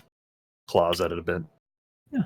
As she stops there, it's quite clear that she raises alarm and commotion and such.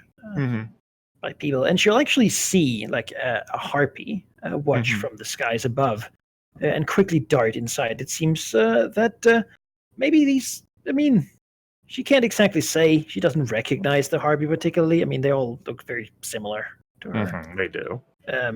But it certainly seems like there is one, and it seems like this one has been on the lookout, meaning that they are certainly a part of this enough that they have a routine to it. They do. As one darts further into the camp quickly. Versix, as that happens, Versix would like to have a bit of a survey here. How prepared are they for something like this to happen? Sure. Give me an insight check. Sure. 21. Prepared. I mean, certainly not a lot of people are running up to fight you or anything. It seems like assaulting the camp would be pretty easy. You could easily smash and destroy a bunch of tents and kill a bunch of random people. What it seems to be is that they don't seem too concerned with the people out here on the outskirts. That does not seem to be something that would really bother them a whole lot. The camp is too big and too sprawling to really have much of a perimeter. Again, you're sort of sitting at the outskirts, which is where the tents are thinnest. In their sort of approximate, it's like a massive shanty town at this point, effectively, and very haphazardly constructed. Versix will share these observations in quiet Draconic to Vertilith. Vertilith bobbles her head and says to Veristrix, I wanted this Albrecht to come out to us here, instead of all the way into wherever he might have been preparing. Better to have this meeting out here in the open. If anything, it will put him off balance. He probably does not expect such a challenge from another creature. Creature, I should say, but we are dragons. We are most certainly not other creatures.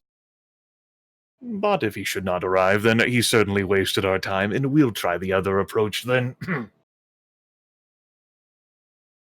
I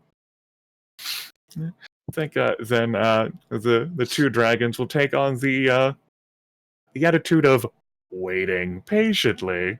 Yeah. Red eyes glinting at these these weak muling people all around in their shanty town. Let us put you in different. Direct me.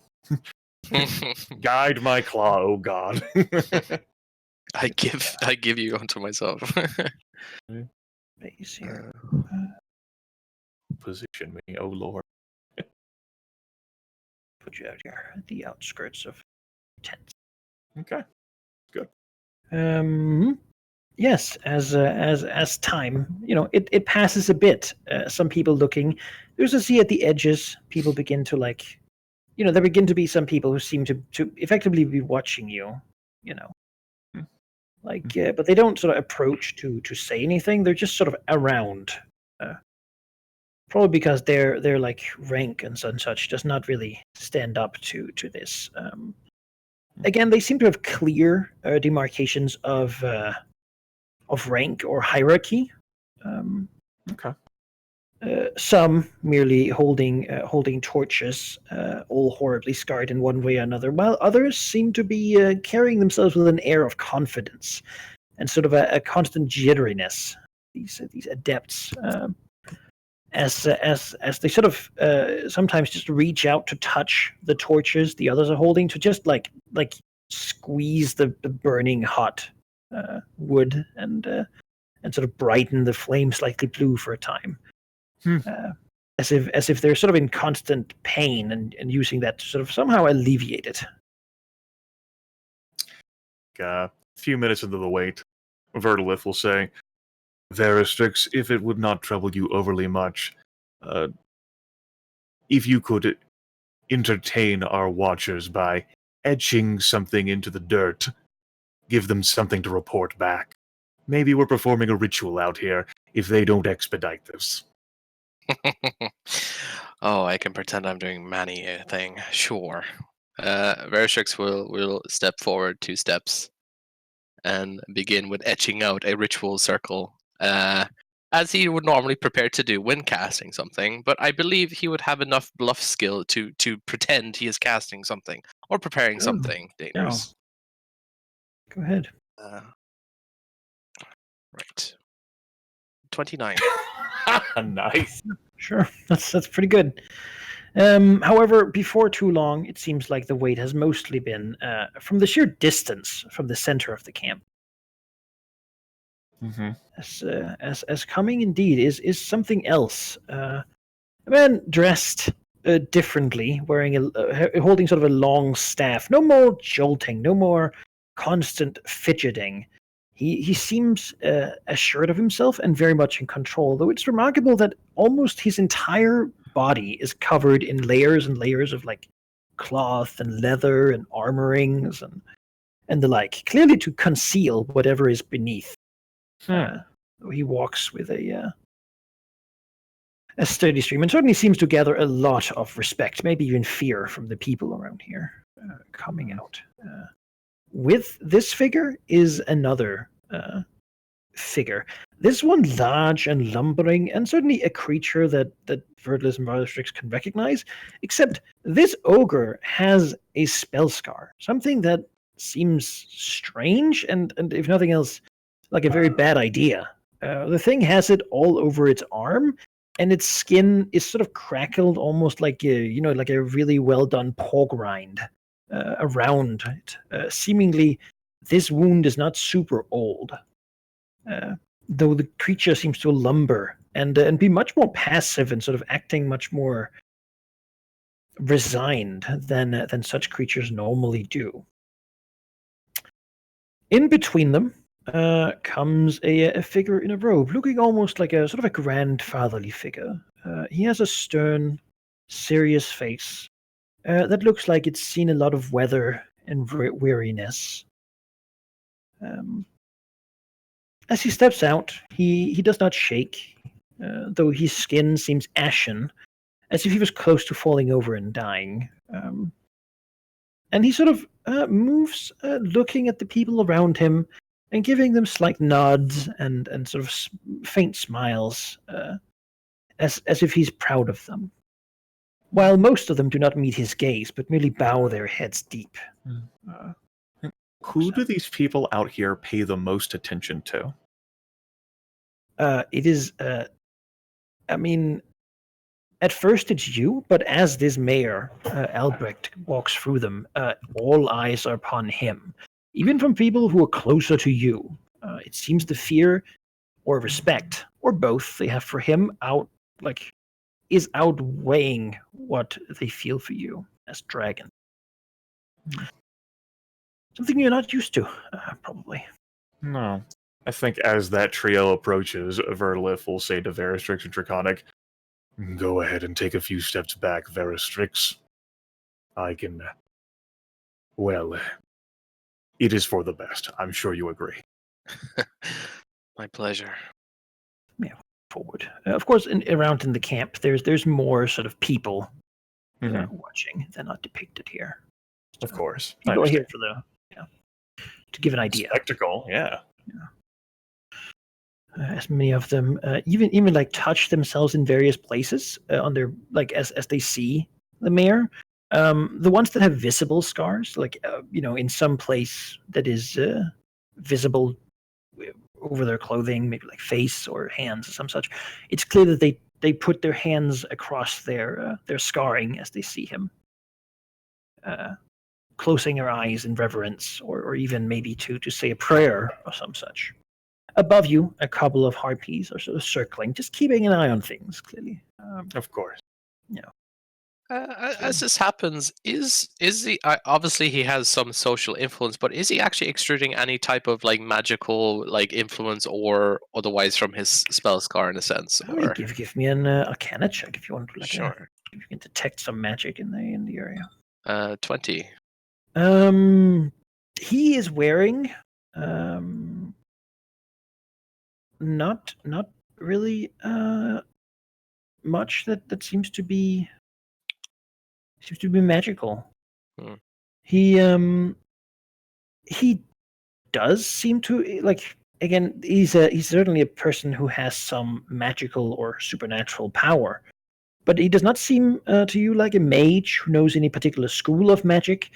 It seems, I mean, you get the same feeling you got in the tomb ever so far away when you looked upon the blue fire slowly consuming the coffin. Right. It is that sort of energy. It is a remnant of the spell plague. And it is something that if looked too strongly at with magic, might make that magic catch on fire. Interesting. All right. Beyond that, it's hard to tell, but with the check you got at least, Verstrix senses that this man is not all he seems. Okay. The frail outside might not actually be who he or what he is, or all he is. He'll step forward. The menacing figure and the ogre walking by him, though he seems to be not really it doesn't seem like he's hiding behind them or getting ready to be protected by them or anything like that. They seem to be there almost as an honor guard, more so than to protect him. He seems entirely sure of his own safety. I see. As he will raise up a hand to stop any talking or muttering, though there probably isn't much around his people. As he will give a Verdolith a bow. Say, "Welcome to our city. I'm so glad to finally meet our neighbors. I am known as Mayor Albrecht, but to you, I can be simply Albrecht. How might I be of service to you, mighty dragons?" Verdolith clears her throat, says, "I am Verdolith, she who slew the Serpentine Earl, joined by..." She looks over lump of her shoulder, figures that Veristrix can introduce himself. Yeah. As Redlet finishes that, Veristrix contemplates the long version, but mainly says, "I am the eye that pierces all illusions and rearranges reality to my whim." She looks to Varstrix. A pleasure to meet you too. I sense that perhaps we are colleagues in some fashions. How does that make Veristrix feel? Verstrix will tilt his head and question the sensibilities of this thing. Will not respond. Vertilith says, but Vertilith will suit me for addressing me. I am here, Albrecht, because it was implied that I should be here, and so I have arrived. He smiles faintly, looking up at the sort of figures in the air and says, I am afraid some people who might have been working with you might have spread my words, though I do not intend to proselytize to you, poor people. Vertilith I have wanted to says, speak to you and your kind. You have shown your strength and influence in the region, and I want to make sure that my people, these poor souls, and yourselves do not have any conflict. I have no interest in being a bad neighbor to you. In fact, Vertilith I'm sure that in muses. time there's much we could do together. Vertilith says, it is possible that we could be good neighbors, said in such like an unfamiliar, like the very concept of it, like it is like she speaks in common is just like what an alien concept to roll off a dragon's tongue.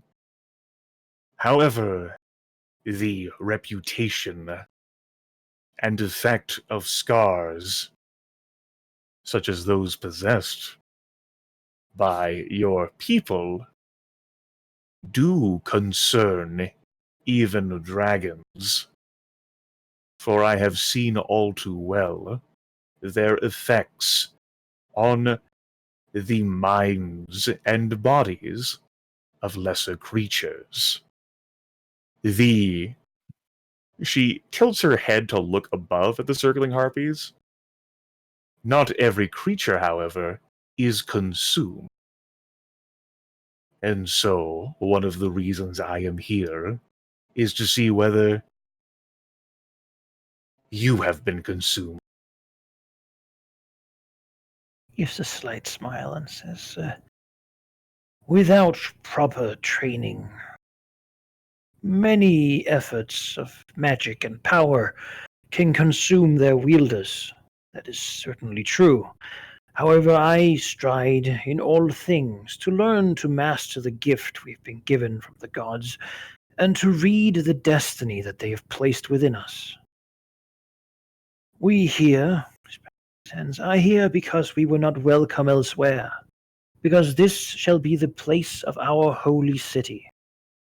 A city from where we can learn and study our blessings, learn to utilize them as any wizard or mighty spellcaster, or even, just as a word, any descendant of mighty dragons might. We wish merely to be left alone, to allow ourselves to follow the path of awakening and transition to a greater existence. The ragged body you see around you is the current state, but in the future I foresee great things for us. A holy city, you say, Albrecht? He nods. Yes, that is what I foresee. A place where the scarred are not just welcome, but celebrated. Where such things can be controlled and managed in a peaceful manner. Just back to the ogre. Most recently, a convert few expected could be tamed and made to understand the gods want for us. Vertilith looks past Albrecht to the ogre. It looks at Vertilith, and as you can see, it has a medallion similar to those of the adepts, as if it actually like twists its face slightly in pain and bow as she looks at it. Is that a voluntary action, Malachi? It is not being forced to do so, though it does seem to be painful not. Okay, Fascinating. that is telling.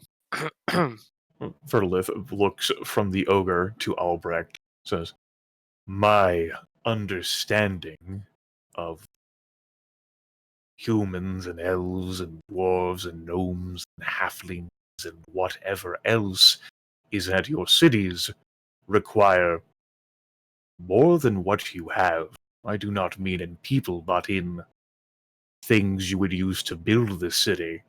And perhaps the..." She, closes her eyes, opens them, and says, "You build a city here because you are not wanted elsewhere. You are close, yes, to settlements that do not want you, correct?" He nods. Yes, superstitious folk. Certainly of them there are plenty. We have tried to reach out to them, but they have not responded kindly to us. We are far enough away, though, from grand opposition, that I do not believe we have anything to fear from them. I had wanted them to supply us with food, as it is the most difficult thing to feed this many. Gestures out. More are still joining us every day from the north. Verlith says, "Then it will be no surprise to you the flags of Cormyr have been spotted in Elm." Shakes his head slightly. Oh, a sad day, to be sure, though they will likely defend rather than attack. So it has been in the past. We've been allowed to leave, and where we leave their cities alone, I would hope that they would leave ours alone.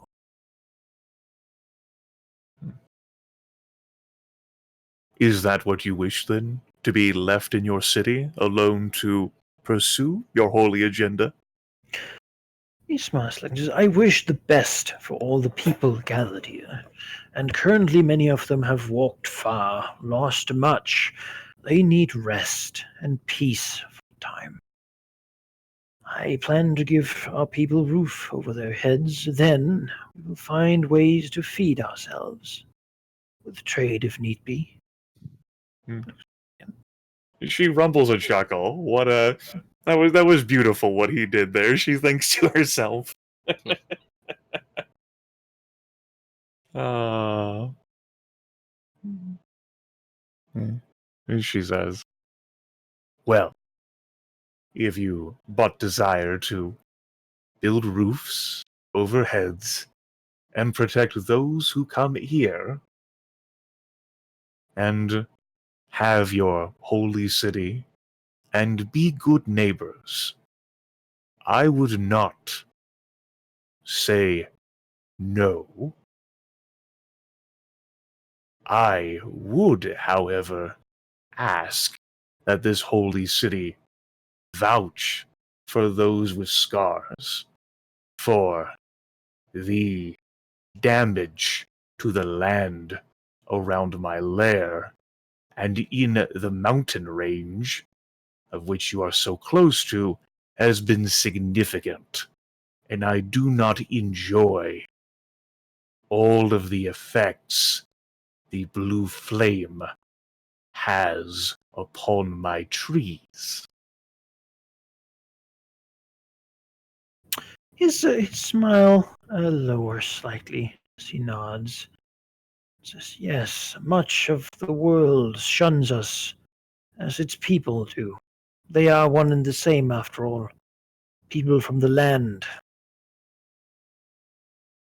There is, when we gather in such numbers, of uncontrolled power an effect upon the land, but in time, I would hope to master that as well.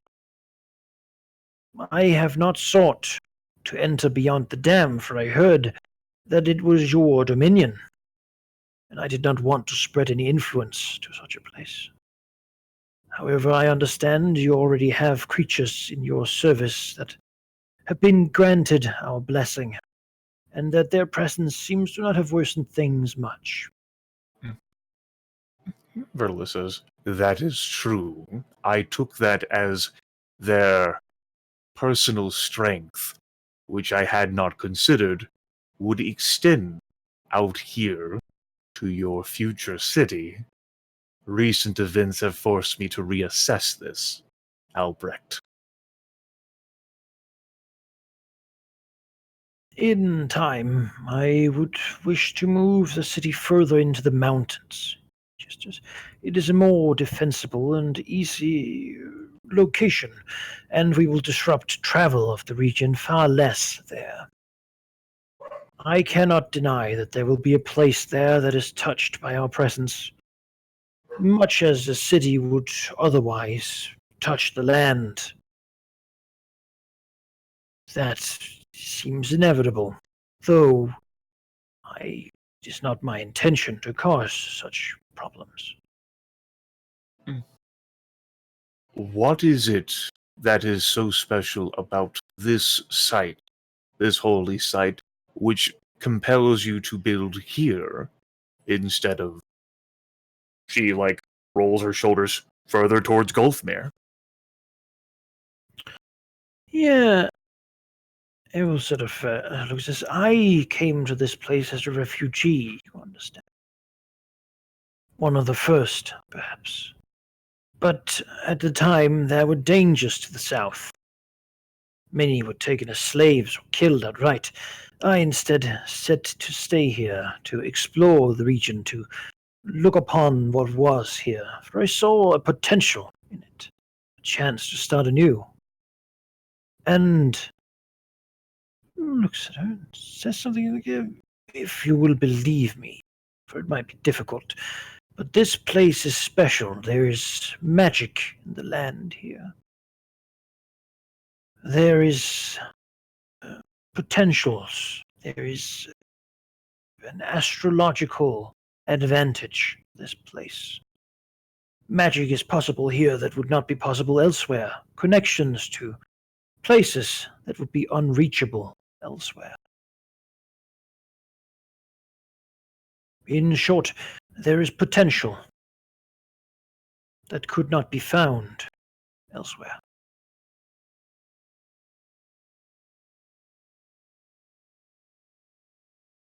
Then, provided for the time that you pursue your objectives here, not in the valley, there will be no action from me against you.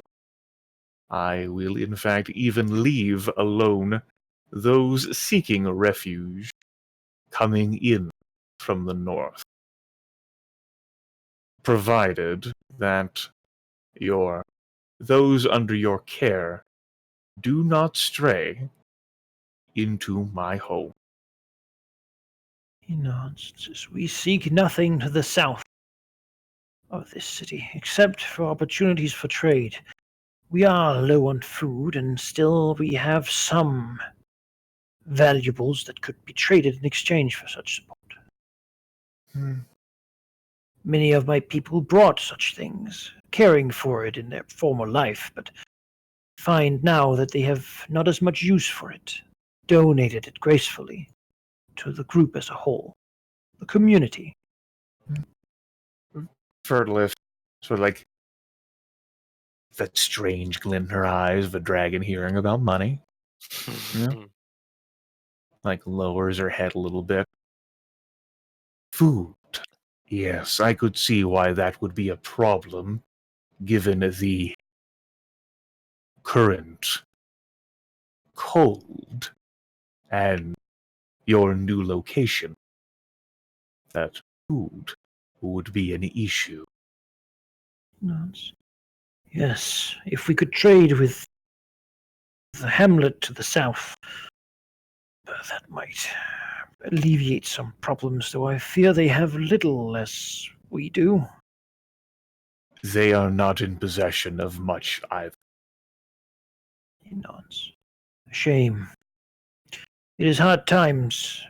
If we were, I believe, informed not to approach it, but I would, even if it is dire, offer any help we can lend. There are people amongst us who are doctors or skilled craftsmen of various sorts. Vertilith says, the food possessed in the valley is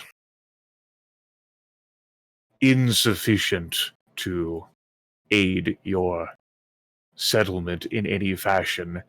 I do fear, and she says that because, of course, she doesn't actually fear, the only place nearby with any sort of suitable provision would be that kept in check by Cormyr.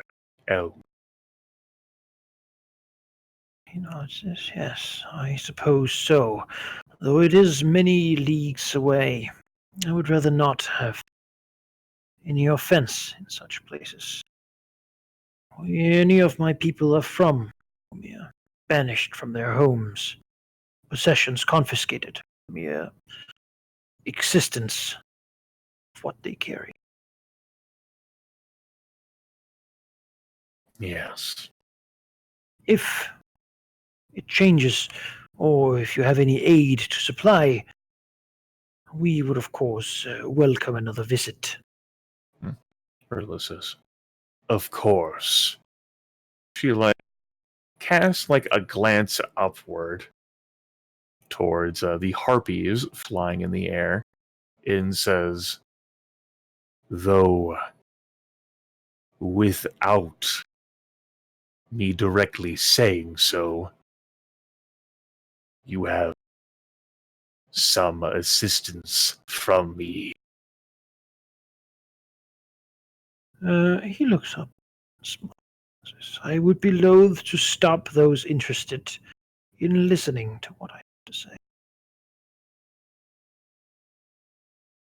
And I will not forbid them from coming here to listen. And perhaps more. Gives Redlith a warm smile.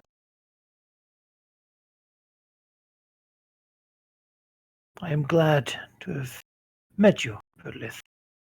It fills my heart with joy to have a chance to speak amiably to a mighty being such as you. It is something I could only have dreamt of. And you, Albrecht, do have some respect from this dragon for what you have accomplished here and how you are able to contain yourself when so many cannot. Yeah. You will not. And we'll basically step back to give room for Redlith and Marstrix to take flight. Vertilith rotates her head, looking over her body at Veristrix, figuring that he's probably okay with flying away.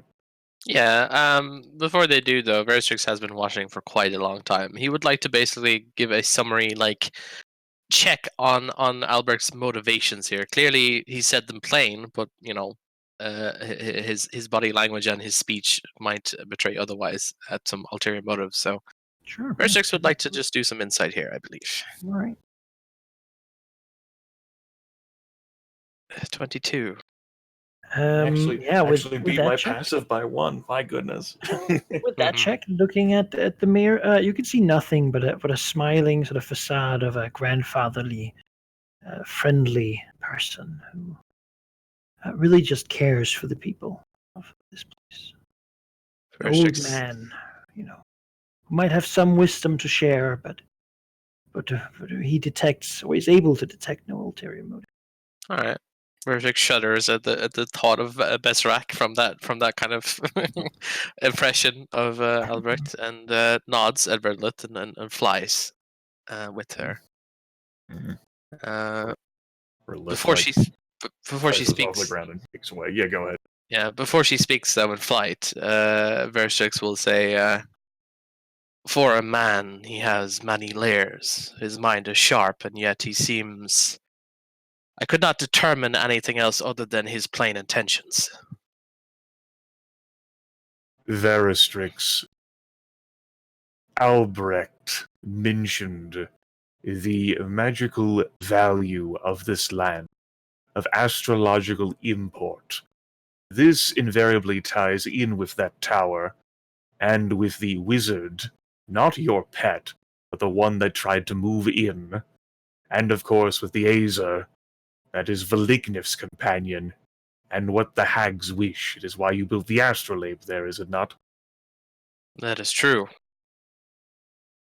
The information that I hope to glean from it is something I would hold closely. It seems to be of great import. To him, perhaps a bargaining chip, but for now, we shall see what it presents to us. I am stressed that so many find an interest in this valley.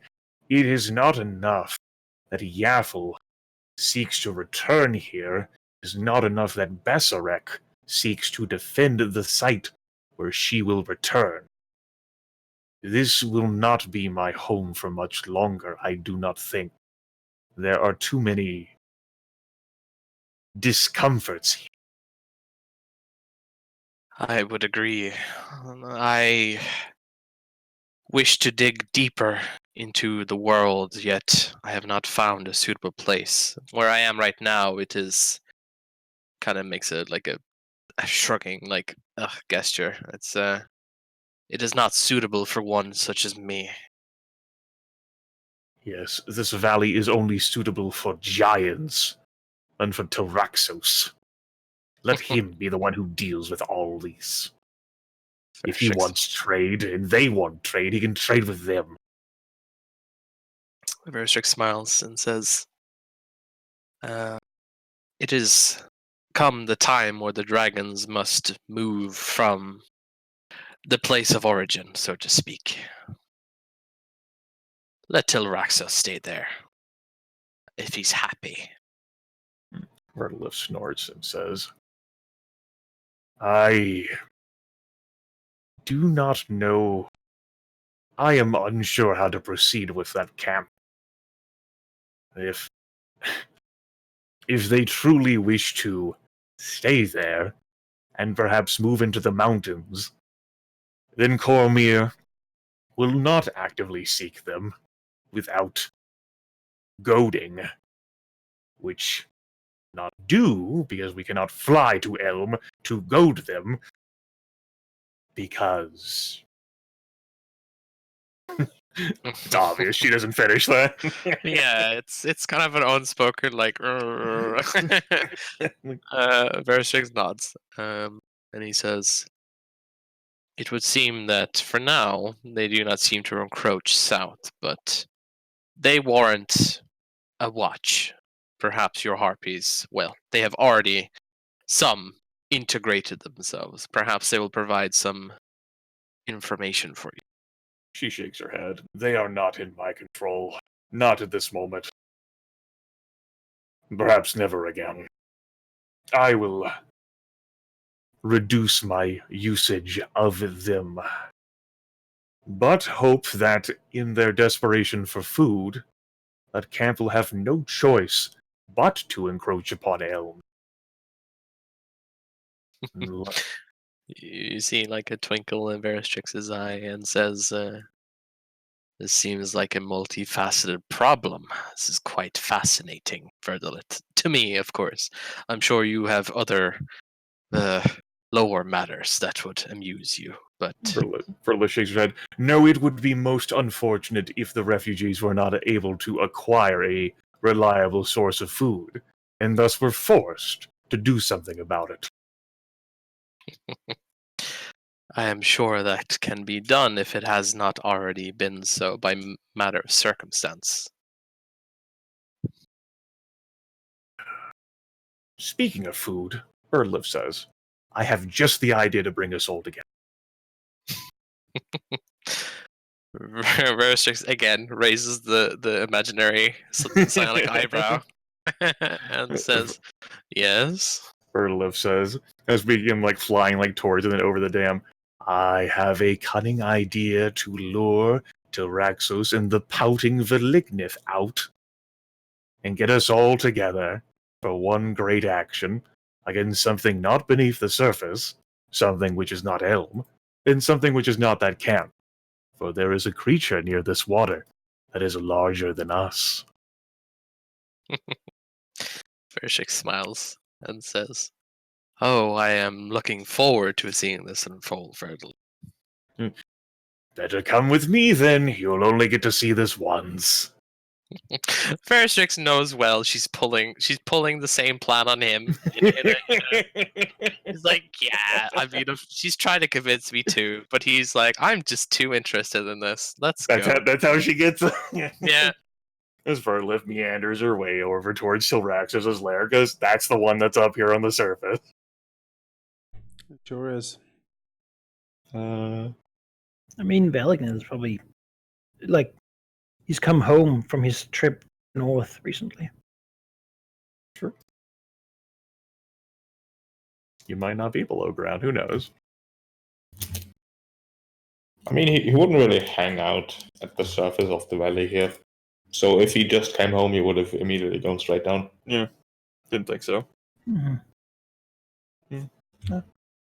Verlith, with Veristrix and Toe, pops in at like the front of like the ancient quarry Tilraxo's stormy fairy keep, Yes. like land. Some sort of Wait. servant scurries in. Tilraxos will emerge after a while, thoughtfully talking to Phaedron about something. Then he'll stalk forward towards Verlith and nod to Veristrix in the background and says, "Yes." Verlith says, "I have caught you at a inopportune moment." I am trying to organize some of the local potentials to join my organization. It turns out that the heroes that assaulted our lairs have been quite busy rooting out smugglers and bandits and similar people of ill repute. I am trying to give them a new home and a chance at revenge. It takes some application of words. Verlith says, "Perhaps a new trophy will impress them." Works an eyebrow.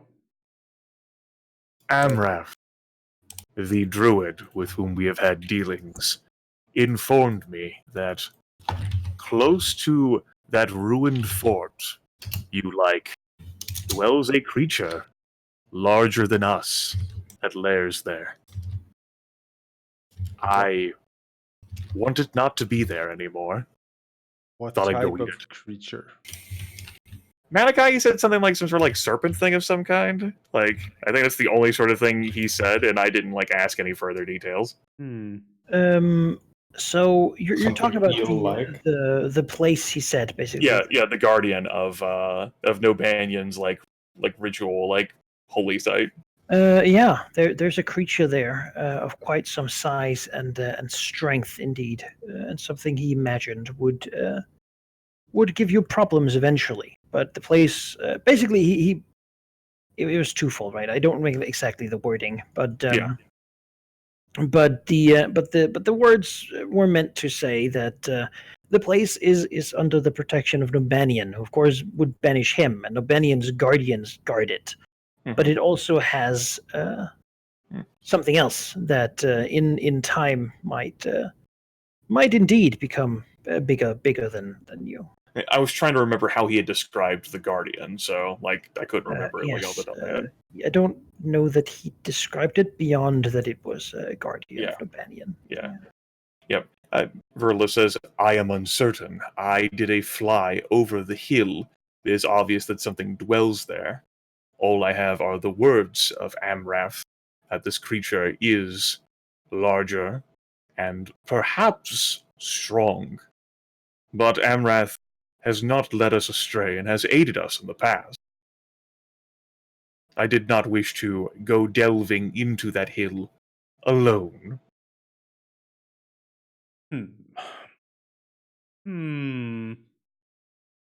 Let's put his head slightly to the side.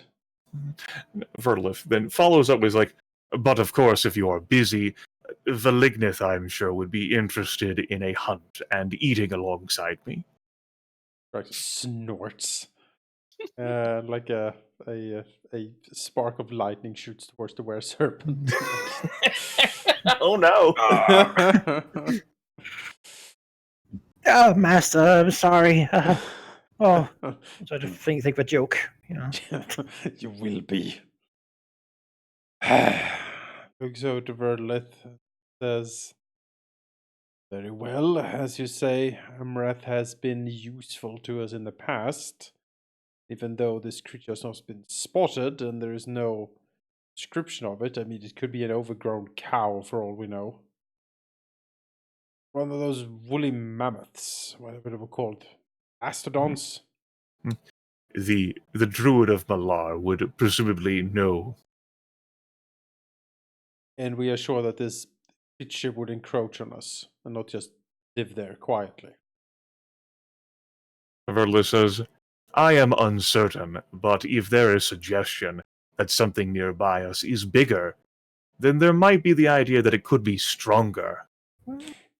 Correction there, actually. He stated that, tended to state that that something might not be bigger yet, but something is there that will be bigger than dragons. Bigger than dragons. All right, well. I'll amend my statement then, yes. One day it will be bigger than dragons, so Amrath says. Bobs his head slowly. I suppose there is something to say to nip a problem in the bud before it has sprouted. A diversion before we have to head back and clear out the damnable fort. Verlith nods her head. Down in the underground death lake. Fine, yes, I will come along. I've rested enough, and my claws need some flesh to sink into. He sort of rakes them across the ground, like sparks and like splinters flying everywhere. Yes, a hunt without all of the aggravating features of the Underdark attached. Just with the aggravating features of Valignith. You can see Bearstrix like behind the two, just smiling at this like interaction.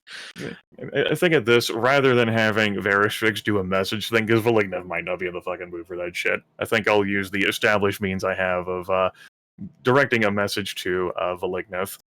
She'll get one of her were-rat minions, give him the amulet of the Green Dragon Claw, and convey a message that that Valignith's 3 kin are going to be going on a hunt against a potentially powerful creature that dwells near the valley very soon.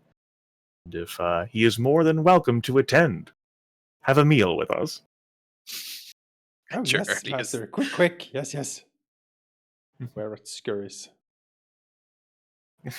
Perhaps the fresh air above the ground will do some of us some good. Draxus squints towards.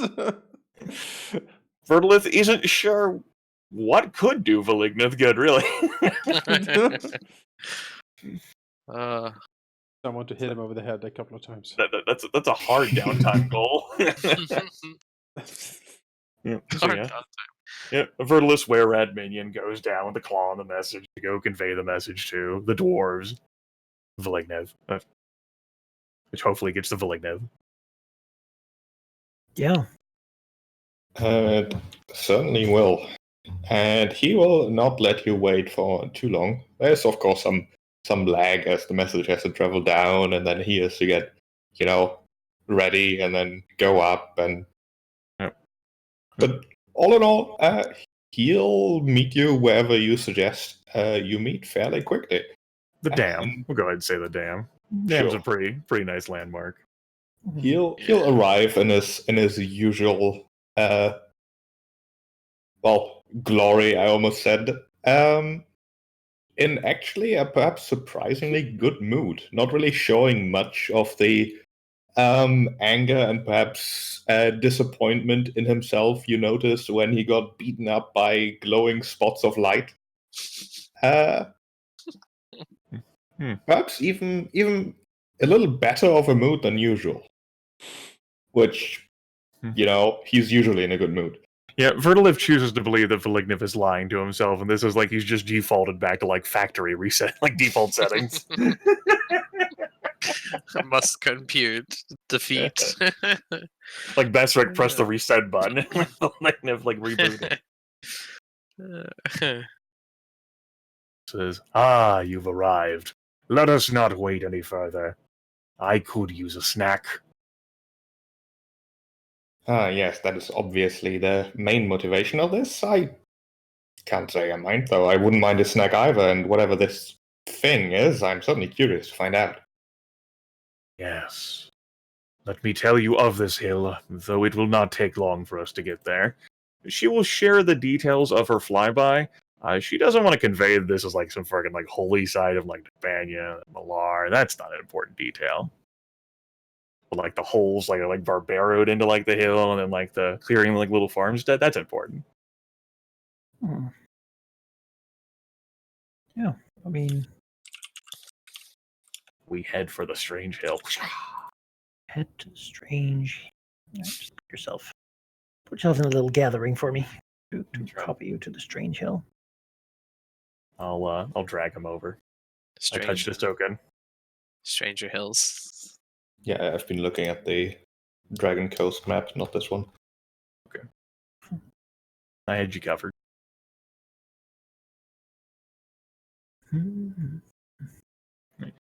Do something simple, fun. We're gonna frolic. It's gonna be great.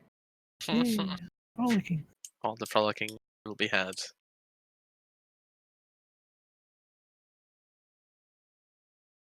Yeah, the flight is fairly easy. I mean, it's a good distance, right, to actually get across the edge of the. Do you fly over the lake, or do you prefer to sort of fly over land?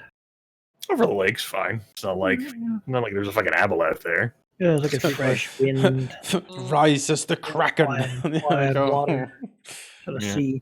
Flying high enough that you can sort of see good view sort of around here. And north of and sort of around this hill, sort of the area around it, pretty much in like a good distance, seem to be somewhat lowland. It certainly is a hill that's dominating the area. And it seems perhaps almost as if the hill is sort of every point around it is upwards towards the summit, right? In a way that sort of looking like this water could once have been a part of the lake, but almost like the hill sort of has grown to take that spot, made it into land. It certainly seems verdant enough. There's sort of plants and trees and stuff all over it, of various sorts. Has a nice got like a large eastern side for the sun, and large flat western side for the sun. Perhaps making this like warm as it's being well heated. While the lands that surround it, sort of at a distance out, seem to be a little bit swampy and sort of sunken. That it probably doesn't get too harassed by adventurers or some such. Everything I've been told is great. The farmstead on top of it seems fairly small. It certainly wasn't big, but someone built it here. And as I described before, you see sort of very much on top of the hill, a very obvious area where someone seemed to have tried to build something, and then sort of the ground gave way, and they've sort of fallen, or whatever they made, sort of fallen down through what seems to be the root network of a lot of trees sort of around here. Beyond that, if you sort of move in and land and look around, you can see around there are smaller holes too that seem to go down below, and many of the things that might have been planted here from what looks like it'd be kind of farmstead. They probably had a few gardens and such, but probably mostly sheep. The sheep are certainly thoroughly gone at this point. Who knows to where?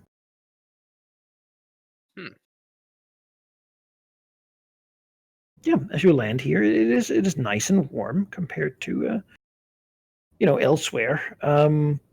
Most of the area around the mountains you're used to is sort of a dry heat. This is it's almost like a more like nice pleasant smell of leaves and dirt and that sort of thing. There's a nice peaceful air here for the moment, at least. As you land and amongst the old buildings of the farmstead. Invigorating to be here, to land here, yes. Ferlith likes all of this. You land, the ground seems well enough to hold you. Good. We don't sink in like the farmstead. No, actually, if you touch the ground, it seems like there's a lot of roots, like in the ground. It might be holding it well enough tight. Also, at the edge of the hole, there's sort of is a lot of like root bits sticking out. Yeah, nothing jumps you though. You sit here amongst the buildings. Well, it's time to go on a hunt. There's a creature here, and so we must seek it out. Still loading. You of course also saw the groves surrounding the hills and the and on the other side, basically on the side of it, there's like a bunch of ripped up dirt and earth, been torn through a bunch. All right. Okay. Well, has anything been here recently? That guy. It could be like a nature check. Do you want to take a look around? Sure. Yes, 10. I do. 20 plus 23. Baristrix is not used to this environment. For now, he's mostly been in the Underdark for a long time, and Yeah. he doesn't really notice much that would be out of the ordinary, at least for the Underdark. Verdlith, though, sees that some of the roots and such around the holes are broken and cracked, as if something like has made its way up from the hole or down the hole. And certainly also there's like bits of like what looks like goat fur and like a bit of wool and such stuck on some of the branches and such that stick out, suggesting that something has taken prey down the hole with it. Yeah. Ferlith says, our prey uses this hole to bring its food down and comes back up from it. This is its way. What exactly is it? Ferlith says, Amrath, the details he provided were only that in time this creature would grow bigger than us. I did not inquire further, and in my flyby, I did not spot it. However, he did not lie to me. Why does he want it removed? He doesn't. I do. Why do you want it removed? She says, remember when we hunted down the Manticore? Why did we want that removed? It's the same idea. Suppose.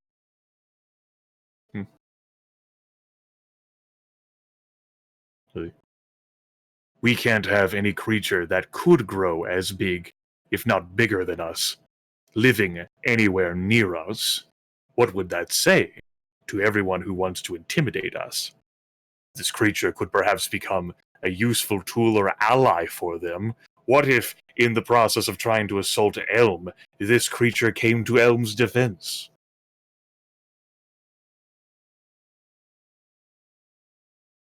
That is a strange future you're imagining. Would you say Either way, it's as it impossible? stands, doesn't Elm have magical trees protecting it? Shall we burn down every tree larger than us? Ferlith says, of course not. Hmm. But you can't say for certain whether I'm right without seeing this creature for yourself. Well, then lead the way. Ferlith says, fine. Goes to get closer to the hole, Manikai. Peers down. Yeah, actually looks down, just sticks the head in. There's like a warm, like earthen smell coming up. Sort of like a wet forest, perhaps. Coming up, a little bit of steam, even maybe just thin wisps of sort of hot air. Hmm. Looking down, there's a lot of like leaves and roots and such sticking out, but the hole seems fairly deep, actually, very very deep, and I might go all the way through the hill at some point. But yeah, she could fly down there pretty much without seemingly getting too much stuff. It looks like the central sort of area of the hole is clear enough to fly in, even for dragons. I think she'll take a chunk off the building next to her, and then have it tumble down the hole to see whether like the roots like fucking like lash out and grab it or something. Sure. It sort of hits the roots and like stucks between two of them, but the roots seem entirely inanimate. Okay. Just wanted to make sure. All right. With that, she'll begin flying down there. Sure, just jump down. Do the others follow? Yeah, why not? Yep. Yes, I reckon so. Vertex will be like behind everyone else. Sorry. No, that's it. Sorry. As you move down, the hole does get wider, actually, almost like a narrow tipped chimney as it moves down, and lots of branches and roots and such seem to be gathered in the sides of it, where little spaces have been dug or torn by some sort of creatures. As you move down, it quickly becomes obvious what these creatures are, as some of them do exactly what they're good at. So I'll move you up here to be in the hole.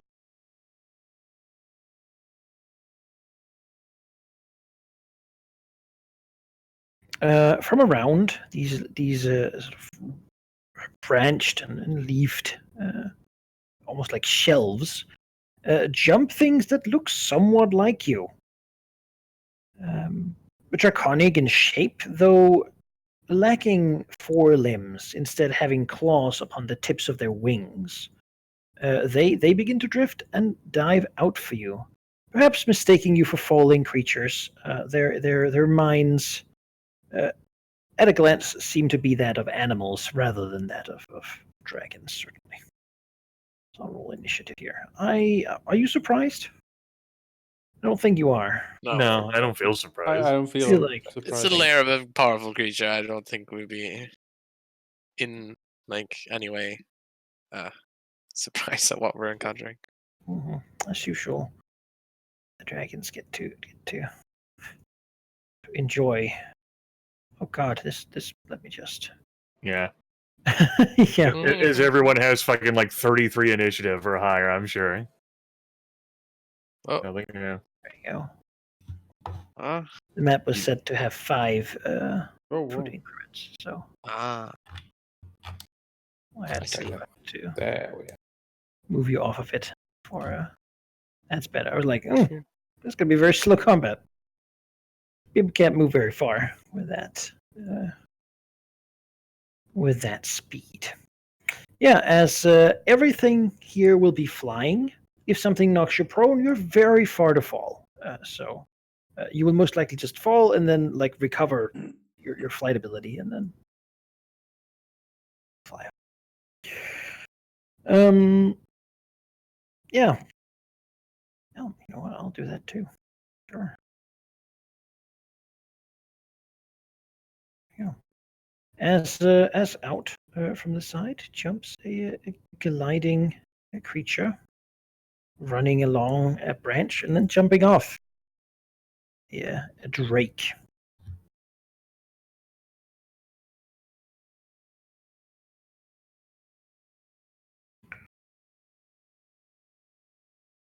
Who will fly in and just use its long sort of foot claws to while hovering or bashing with its wings, will reach out and scratch and scrape at Valkith. It seems strong, it seems healthy, it seems like it lived a good life. The place is probably good for it to live in here. Okay. As its claws move out. Yeah, that's barely a hit, but it is a hit. Certainly a lot of damage. More than I could do with my basic attack. What the hell? From the side comes something larger and lumbering. Certainly more enough to make the branches here crack and break, snapping a few of them. Perhaps what did the damage further up. As a very large one of these creatures comes out, almost grotesquely overgrown, as it too will join the join the fray. I think it's a limited speed to move out before it opens its mouth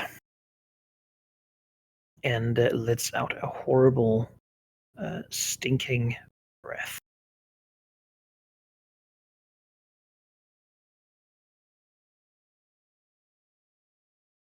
God, that's not very helpful, is it?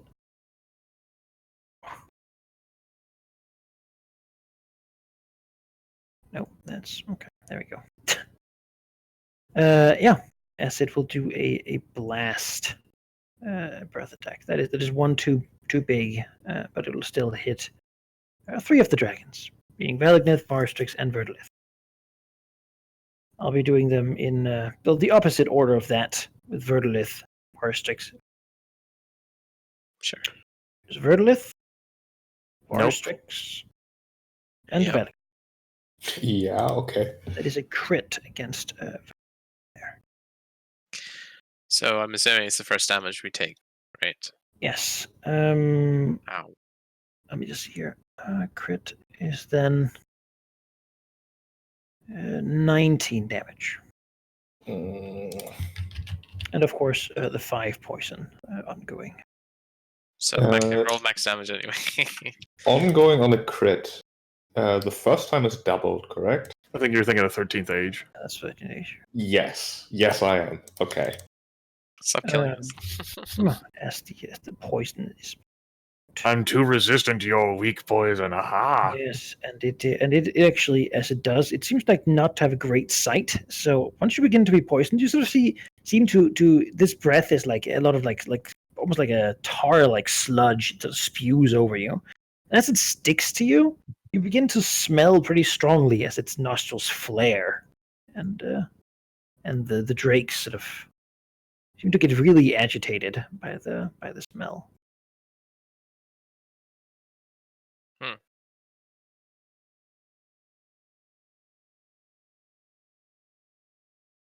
As they have a thing. One is very far away. Yes, we move. Pretty great that the time I tried to get Verdolith to go first, I'm still in front. It will. It smells delicious goop, and so it'll just go again to get to Val. You're never safe. I don't understand why everything just seems to beeline for you. Just life. Yeah, dragon life sucks.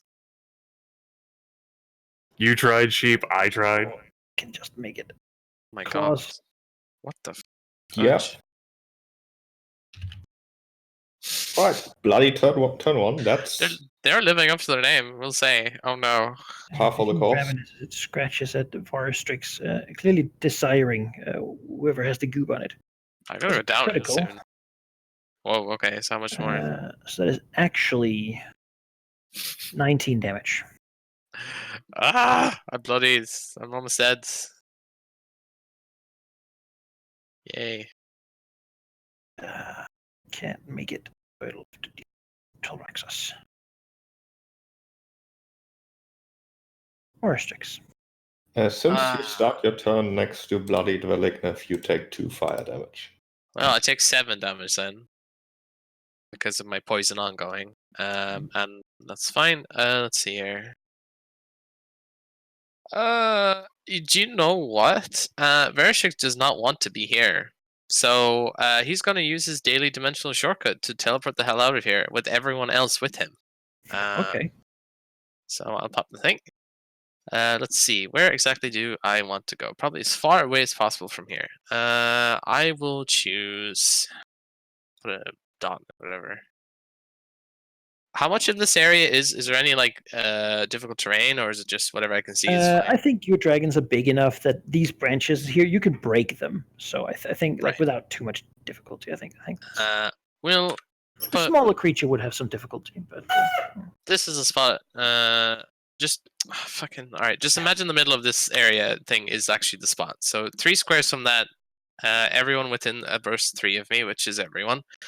You pick a point 3 squares from that, and you can instantly teleport there for a free action right now. From where? Over there, okay. Yeah, the middle point of that. 1, 2, 3. I want to be not in front. Thank you very much. Teleport. All right. There's the everyone feels like a surge of psionic power, and they feel like for some reason they can just shift into another space in reality just for free. maybe they see like a dream-like copy of themselves over there, and suddenly they can choose which one they want to be. Yeah, you know, this is the reality that Verstrix has chosen to be more favorable, and he is extending this boon to everyone else. So he'll do that, and then he will cry because I don't have any way to heal myself. Right, minor action. He will breathe. Don't be next to Valignith. You can't guarantee that he'll move or not. God forbid he continue to burn you to death with his ongoing fire. I was here before. Yeah, that's fine. I'll go here then. Let's see. Post verse 3. Right. We'll do it here then. All right. They breathe on him. He will breathe back with vengeance. 1, 2, 3, 4, 5. 5 targets. Oh wow, they're very bad rolls. Just like a yes, and then 3 no's, and then he. All right. 8 damage. Schmack. Yeah, as they flail, like scratching at the air where you were just a moment ago. Screeching. Their ambush is somewhat strangely foiled. Not used to this. Yeah, with the more favorable position, Verstrix is now done. Well, You have a boost power lined up, so if you want the boost, you can delay until left. I don't intend on moving. Will that be a problem? No, that is fine then. Okay. As a minor action, she can get into this whole like poison, like breathing shenanigan. Yeah, she's pretty alright with that. So minor action, she will breathe poison on these 3 targets. Haha. I am a green dragon. You will taste poison. Well, one of them, last one here, will be struck. They seem pretty fast, sort of quick moving. Of course. Though not really. Yeah. Not really, though. Yeah. God forbid any creatures that be the size of dragons actually have the reflex of fucking dragon. Take it. Well. No, I don't want to hear. Their defenses are generally not amazing, but I don't want to hear your excuses. Don't you fucking like pretend about D&D 4th edition. It's okay. Standard action. That ambush Drake Alpha. You know what? Gonna spike that fucker like a volleyball. Gonna spend 2 power points on a lodestone lore attack. Bring that into a melee 5. You come on over here, Alpha, and say hi to the dragon godmother. Oh, goody. So that is going to be a 13 plus 6 damage. So 19 on type damage. It's pulled towards me. Now, it can only move to squares that are adjacent to me until the end of my next turn. It's also knocked prone, Manikai. Oh, no. Well. Bye. What? So that means he falls 4 squares. That's his fly speed, and then he tumbles down. However much further there is to tumble down, I believe. Yup. What? Oh shit! Nice. She's gone. Came back to a Christmas present of a falling Drake. That's right. Is there a maximum on that? I don't remember. 10, I- 10d10, something like that. I don't remember off the top of my head either, man. I figured Well, you you would have know known what? that one. We'll do it to him. Oh god. Oh gosh. Yes. Right. Oh no. Uh, Oh, that's bad for him. And then also, I need to. Okay, well, that's good for him. Hmm. Well, maybe Uh, not so good. Yeah, you hear like a crash, and then some thrashing from below. That was my minor. That was my standard. I'm going to convert my move into a minor. I'm not going to give myself temporary hit points. Instead, what I'll do is spend a power point, and I will mark, using Battle Mind's Demand, ambush Drake 1 and 6. All right. Performing my role as a defender. That is the end of my turn. Tilraxos. Well, you sort of solved the problem, so now. There might be one that is on lower on the initiative count. We don't know. Might Okay, be something down there. Who can say? It's gonna be right behind me, isn't it? Pop up. It's gonna be great. Hello. Just drags you into the wall. It's like what we imagine will happen to Haldemir whenever he goes too far into the dungeon, and like someone Yeah. just like grabs him. It's aliens all over again. Yeah, Mhm. zoinks. Well,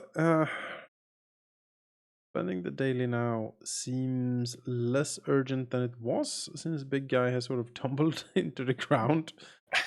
I'm pulling the same stretch that we did to the Blood Eagles, and they did back to us. Of Mhm. course, oh thank God that they did that to us. God, that hurt. So instead, I shall just wade into combat here and fight these. Like, I would imagine Tyraxus looks upon these like the miscarriage. You know, it's an aborted fetus of a dragon or some sort of like, what is this? What is this fucking horrific lesser creature before him? He hates it. Like a mockery of himself, and as such. So you're gonna move then charge. I will out of shadow, and then I shall here measure this properly. Yes, I'll do a charge. Smack into ambush Drake 2 here. You'll get him, Tiger. I'll try my best. Grr. Charge. Cougar. Cougar. Can we get Albrecht to fly? That'd be great. I'm working on it. Fly bears.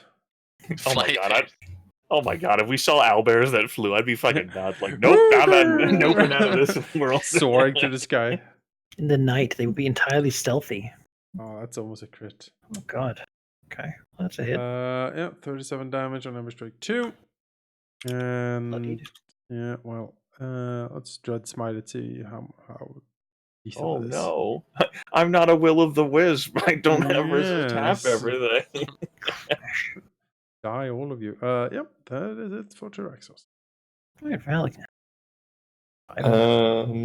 Well, there's a lot of hurt people here.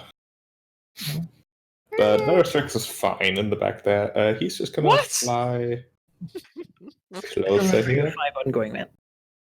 That's a good point. I'll take that first. So all the little guys look to him and smell the Yeah, they hurt. want to eat you, so Really keep that in wanna mind. Well, they can try. They win. They have. They Yes. Well, they can try again. Oh my Don't- gosh. don't- Nobody bites a Velligurth twice. I'm That's- sure a lot of things have actually. He's gonna heal himself first of all for +5. That was a move and a minor. Everyone within 5 gets +2 power bonus to damage rolls. And then I think I'm just gonna hang in here for a moment. Okay. Yeah, I'm waiting for the big guy to come back before I do anything big, and I can't really get close enough to do anything useful. Is there something else you can do with your standard? Because you did a move and a minor. I I cannot. No. You can Second total wind. defense for sure. I mean, sure, total defense. I can do that. There you Okay. go. What are you Just so 'cause pleased they- about that? They Like, want to that's eat helpful. you. Yeah. And you Hey. save. Yeah. Oh, well, they don't care as much.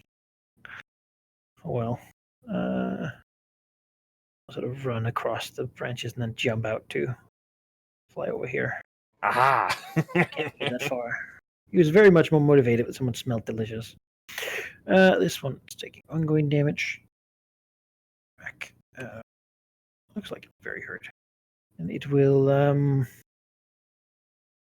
yeah, it'll try to scratch at Tilraxos. Well, getting a little closer to more bloody targets. Because they prefer to fight those. That will hit even with your partial concealment, right, Jonas? That 29? Yeah. Okay, well. He's quiet. Quiet He's creature. awake. Yeah, okay, well, we'll have to. He's gently massaging his stomach. It's full Yeah, of deliciousness. Okay, well, from below, somewhere you can hear the thrashing of whatever fell. Like, it's clearly not dead just from the fall, meaning that, that's a long fall. Like, that would really hurt something. It was a strong, big, tough creature. As you hear, like, a weird sort of planty crushing sound, and then, like, a slight blue glint, as you just hear a whelp, as if ripped down below the earth. So. Welp. Great. Oh no, blue light. This is will-o-wisps. This is where they live. No, it's the blue flame. Oh. This thing is actually the mother of wisps. Spellscar Drake. Let's go. The wispy godmother. Yes, this one will Mother wisp. shift here and attack Verlet.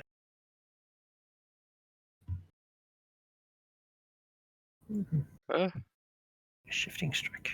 You have missed, and you have activated my trap card. Oh no, Damn it. It'll be 21 versus armor class due to the flanking. 21 hits.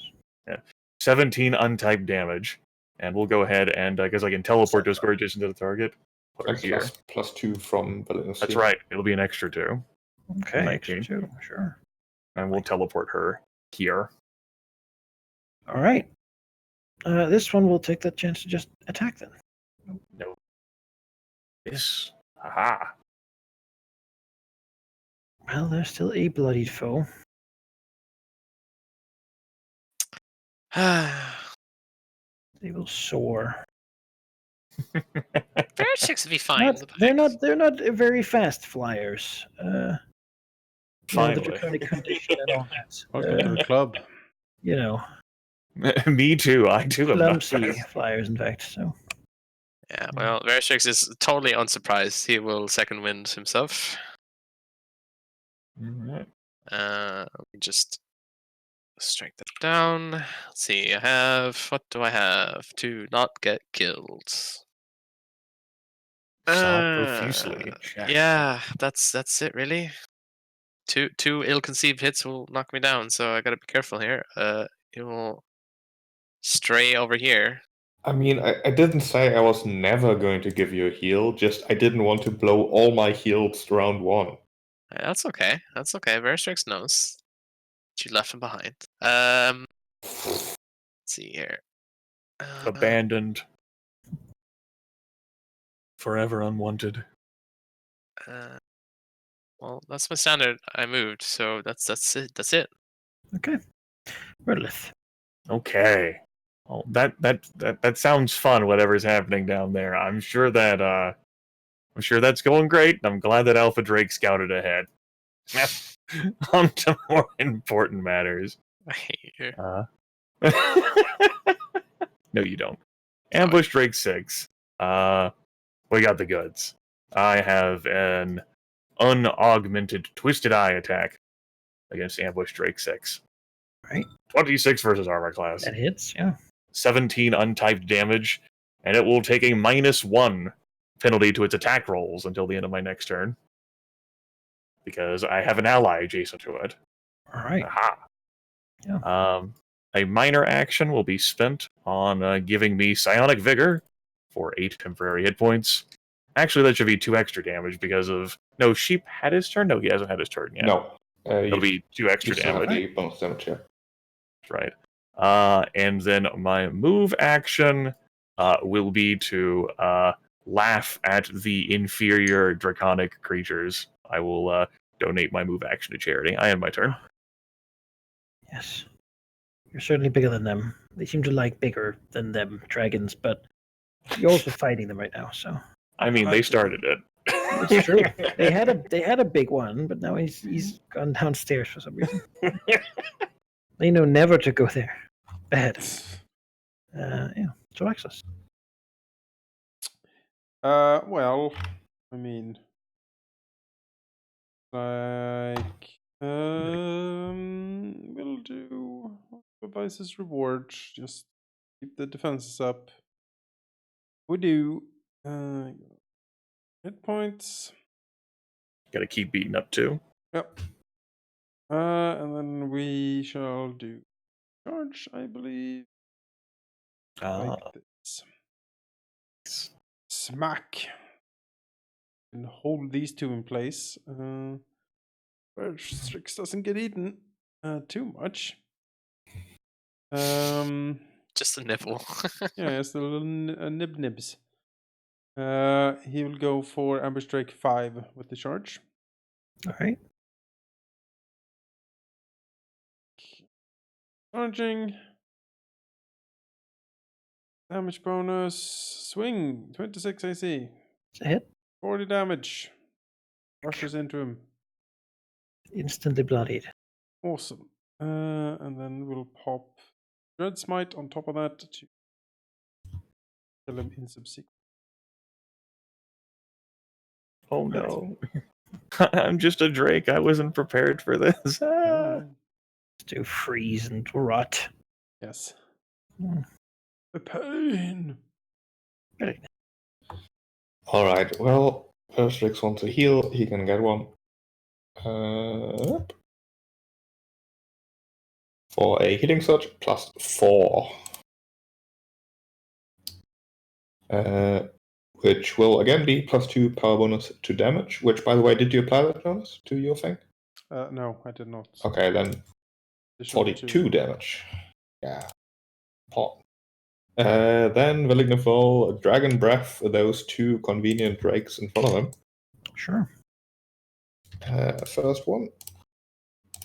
Second one. Oh, that's a 1. No. But the second one is stuck to Verdlith anyways, so that's fine. That one might die, who knows. And then he's gonna try to intercept that other drake with his very, very sad movement speed. As he is not a great flyer either. Nobody is in this fight, apparently. You know. And that'll be his turn. Yeah, if you understand. Oh wait, you. No, 2 minus in the move. Yep. Well, there's no one bloodied now, so there you go. Anyway, get the claw. No, miss. This one is bloodied, and in fact, it just sort of its wings break as they freeze, and it just collapses and falls down. Wet crunch as another ripping sound happens. Great. Shifts over here, and we'll attack. It shifts. She will teleport. Oh well. Teleport. All right. He's Well, leaving then we'll attack now. without a +2. Alright. That will miss because it would have hit me with the +2. Ah. That was their whole thing. This one Amazing. can make this happen. It's too slow. Well, go here. Aha! You missed me. Yeah. Oh shit. This one, I can shift over here though. Oh, That is not gonna do it. Well, this one can just claw. They're trying, but they're losing heart. It. 9, Alright. 9 ongoing as well. Oh yes. And then the both save. of those guys. Well, one of them died. Oh, excellent. The other one. all He right. takes Well, 4 damage on the way out. Verishik sees an opportunity amongst the bloody drakes and will attempt to crush them, bending their wings inside them. So 6 and 5 is going to force grasp both of them. Right. Oh wow! Miss. No, those are 7. both misses. Yeah, I figured. Barely a miss, I'll say, barely. Mm, But yes. that's Tragic. okay. Yeah, I mean, yeah, not much else Verstrix can do, so he's good. Good lift. Unaugmented Twisted Eye attack on Ambush Drake 6. That'll be a 31 versus armor class for 17 damage. Definitely damage, yes. It could not take that again. Okay. Well, I heard enough. I will then spend an action point Okay. to do that same attack against that creature again. 26 for 14. Yup. Crack. Valky, your second attack was against Ambush Drake 3? No, 5 and 6. The one that just died and the one near to Raxus, the bloodied one. okay. Move action. I'm not going to do anything other than more taunting and donating it to charity. Minor action. No. I think as a minor action, I will, because I do like Tilraxos more. I will renew the Battle Mind's demand, Yay. marking 4, and along with 1, All right. and that'll be the end of my turn. Unpopular. Raxus. Well, 5 to die. It seems like it wanted to leave, actually, but Well, you know, we all want something in life. That's right, we all want to leave, really. Vengeance. Yes. String. Yeah. It's an additional 2 damage, but it doesn't matter. it's dead as it falls down. Yeah. We get stuck in a couple branches before it like tumbles down to be another crunchy, wet sound from below. Well, shift over here. Like if someone put like a piece of steak in a meat grinder and then like somehow grinded all of it in one turn, you know. Ugh. Is it like a sarlacc or something down there? I guess we'll see. It sounds like it, yeah. Which likes us. Yeah, no, I am done. Thank you. Good. Good. Oh, I get to attack something. Yeah. That is amazing. He's gonna shift over here.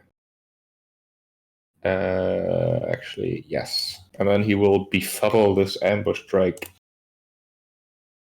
He does have a +2. 31 versus Will That hits. for 16 points of damage. Shut up, train. He bonks it over the head with the shield attached to his tail. Is that like a And- screech? Yeah. That's it for his turn. It'll claw him That is a miss. back here. And then I think it'll just like fly over here. It's done with this. You're too big. It doesn't think it can win. This one will attack. Mm-mm. Oh. Well, shift and also fly. She teleports. Okay. It'll bump into her when trying to. Mm-hmm. This After one it. will attack Tilraxus with a -2. Hmm. Oh, that's a crit. It's already max damage though. 19. Well, that's not convenient. Turns out my mark can't save you from being 20, Jonas. I'm sorry.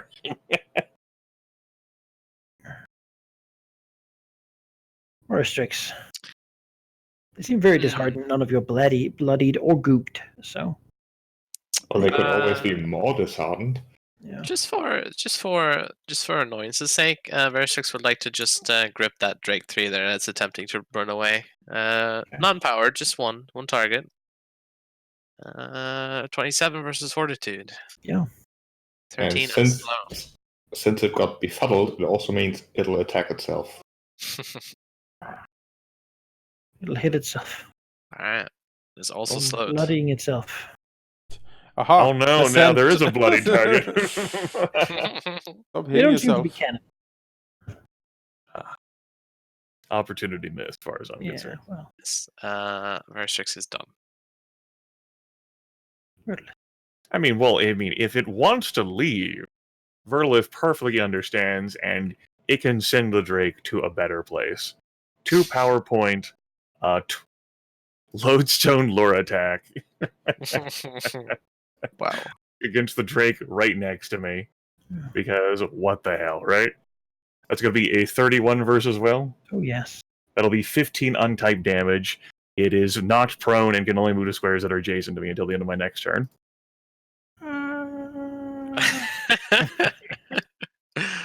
Oh, I love this.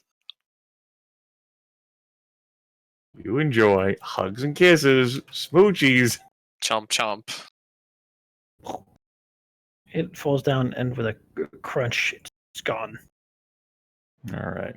That is my move. That was just my standard. My move action will be used to dun dun dun dun dun dun dun dun begin to like list menacingly towards the slowed one. It's not really in her heart to like fight it, but gotta put some fear in it. Alexis.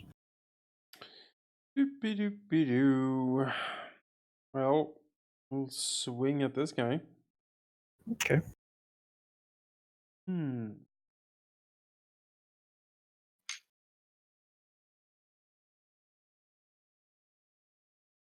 It's a hit.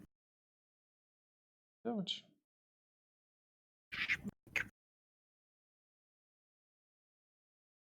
That. Malignant. Valignov, well, I mean, he'll move here and charge. Sure. Got +1 to hit with a melee basic attack. 32. It's bloodied. Bashes into it. That'll be a 7. This one can't really. It can move its speed. So pitifully try to get up. So we'll attack Tyraxus. And then shift. Does your fire aura still in effect, Sheep? No, only when Valignov is bloodied. Okay. Worst. Right. We'll fly forward and attempt to squish the 2 of them. Because why not? That's right. Can't trust they wouldn't come 32 after us again. and 19. Yes. It does say target 1 or 2 creatures adjacent to each other. Is that not the case with the augmented one? Let me check, because either I put that in wrong or you are right. Let me check the power. Let's see here. I believe yes, so the second augment means 1 or 2 creatures. The first one is 1 or 2 adjacent, so I'll need to update that. Oh, okay. Okay. They are 12 away from each other. Is that okay?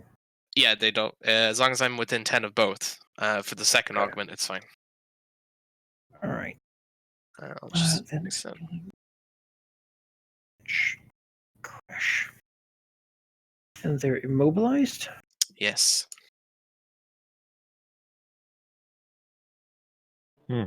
If you're immobilized while flying, don't you also fall? Oh, you're just staying where you are. You can't move, but you can probably maintain your hover, I think. Maybe. Verstrix is done either way. Verlith. I mean, it just seems unfair. Verlith, she doesn't have it in her heart. As far as she's concerned, this is over. She's got to lay down. I'm just gonna basically just take me out of the combat, Manic. I'm gonna go lay down at the edge of the hole. Bye. Fly lie. Grab onto some of these branches. There's some of the roots that are thick enough that you can Yeah. well then, Tyraxus. Go back up. Charge in.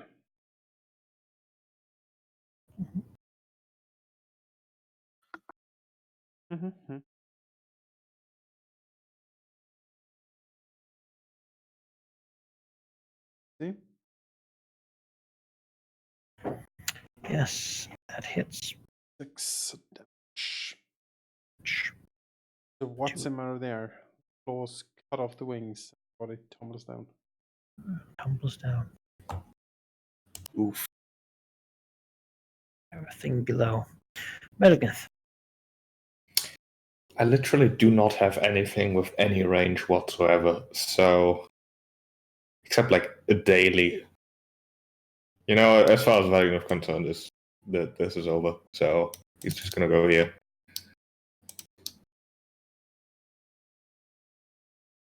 That's it. Okay. It can't move, so Forest Sticks. Squish it again.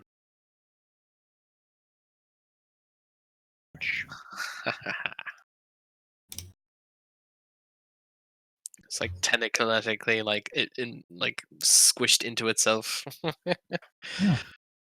Mm-hmm. Well, In Valignif's cunning scheme, the defender went first and took 0 damage. Wink.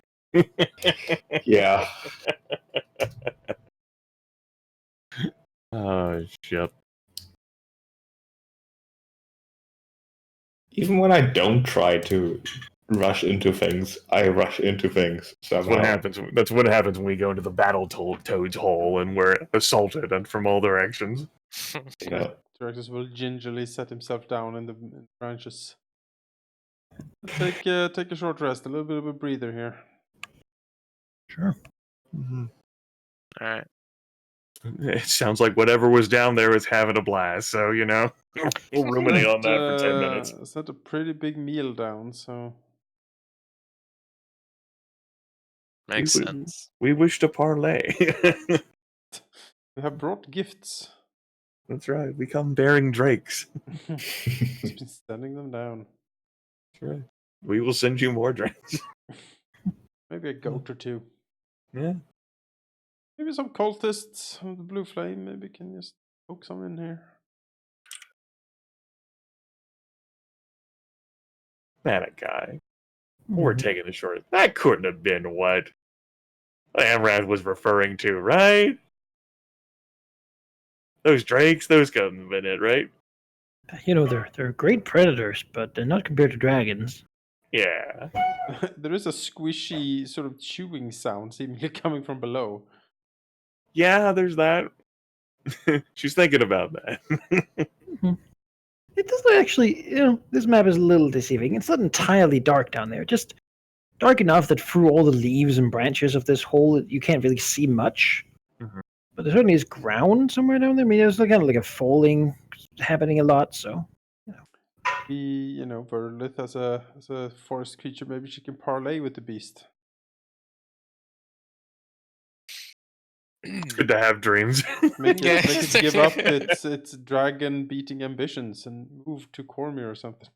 Honestly, a large thing lying in a hole, just eating things falling from the skies, that sounds almost like Wordlif I already. know, but we can only have one of these creatures around. There might be a deep kinship, yeah, but yeah, it's like a Highlander thing. They're going to be only Mhm. one. Exactly. I mean, work for other characters you play to move to Cormyr. So, I mean, maybe he can also get a mansion and just Yeah, live you good might life. too become wealthy. Yeah. The wealthy purple worm monster. Oh. Yeah, whatever it is, it's fully capable of climbing out of this hole, though. So it's like, Is it the Aboleth? Have we found the other entrance? only one way to be sure as we take our 10 minutes. You're right. Peering down. Then after that, Burlev says, "You want me to go first again, Valignith?" Oh, you wanted to come here. You get angry whenever I go first. I get hurt whenever I go first.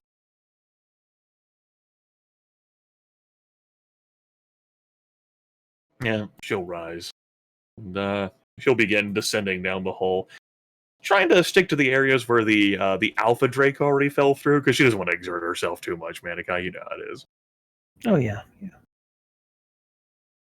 Drakus will glide after, claws twitching as he looks about for things to rend, tear, and kill. Zora Six and Valagith wanna follow too? Yeah. Yeah.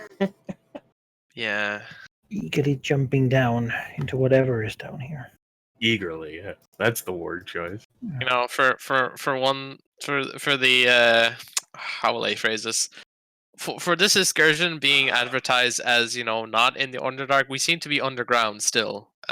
Just saying. There's a difference between beneath the hill and in the Underdark. Why are we Hmm. so Go much down here. underground? And look at look around, and you can sort of see rays of light come from above. It seems that many of the small holes in the top of this hill sort of lead down here. Pretty straight lines, rabbit holes as they seemed, actually go all the way through to make a ceiling of little dots of light shine down upon what is sort of a semi-verdant cave, really. The ceiling is mostly held up by thick and branching roots, and so too it is with the floor.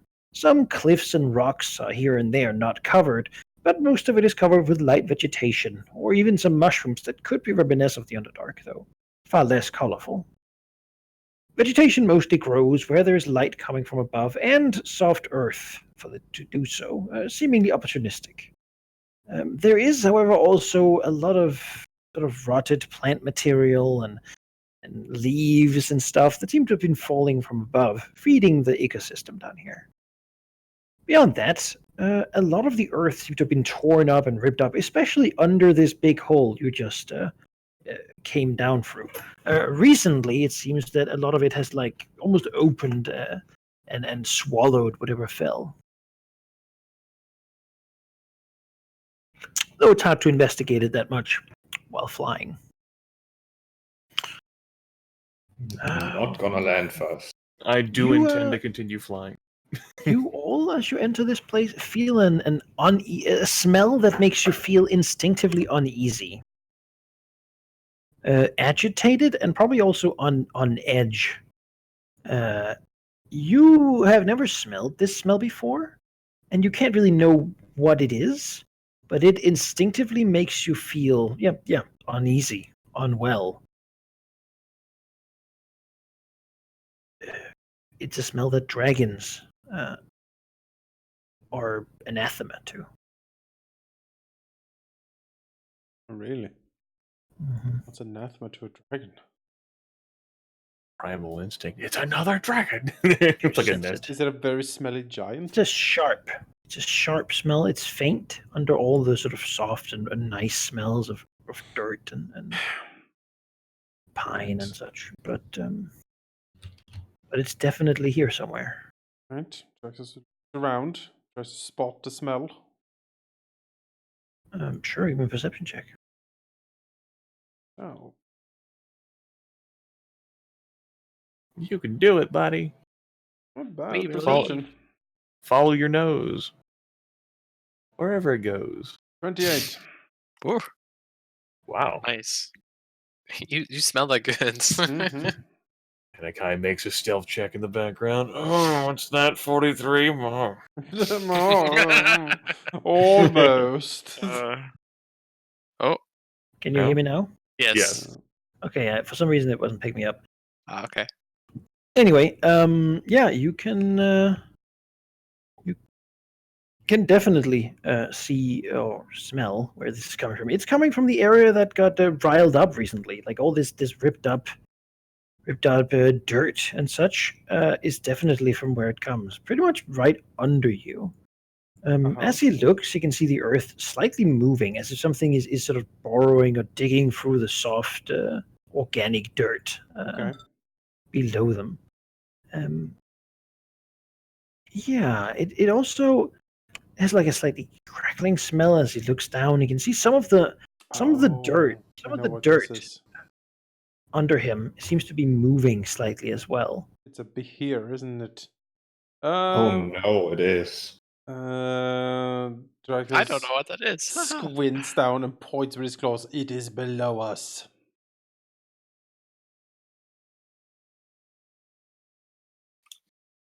What? And pointedly looks towards Verdelith.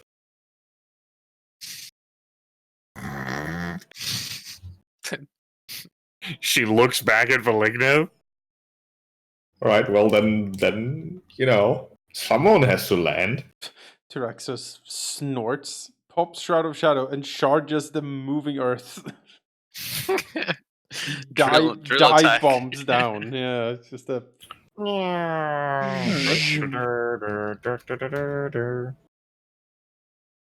Bellingham follows.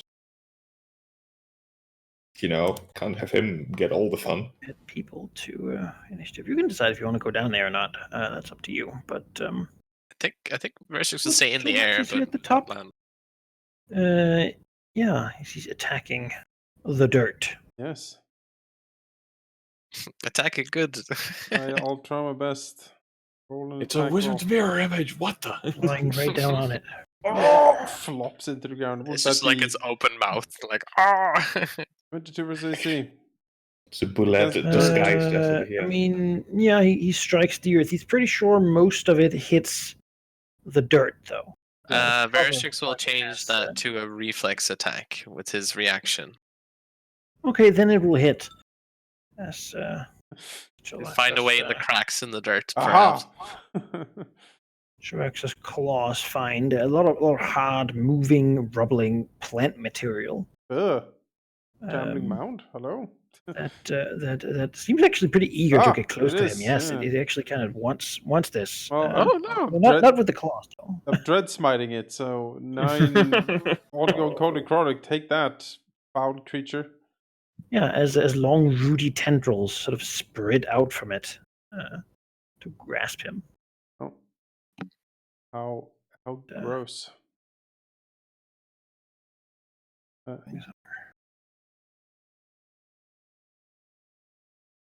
I'm scared.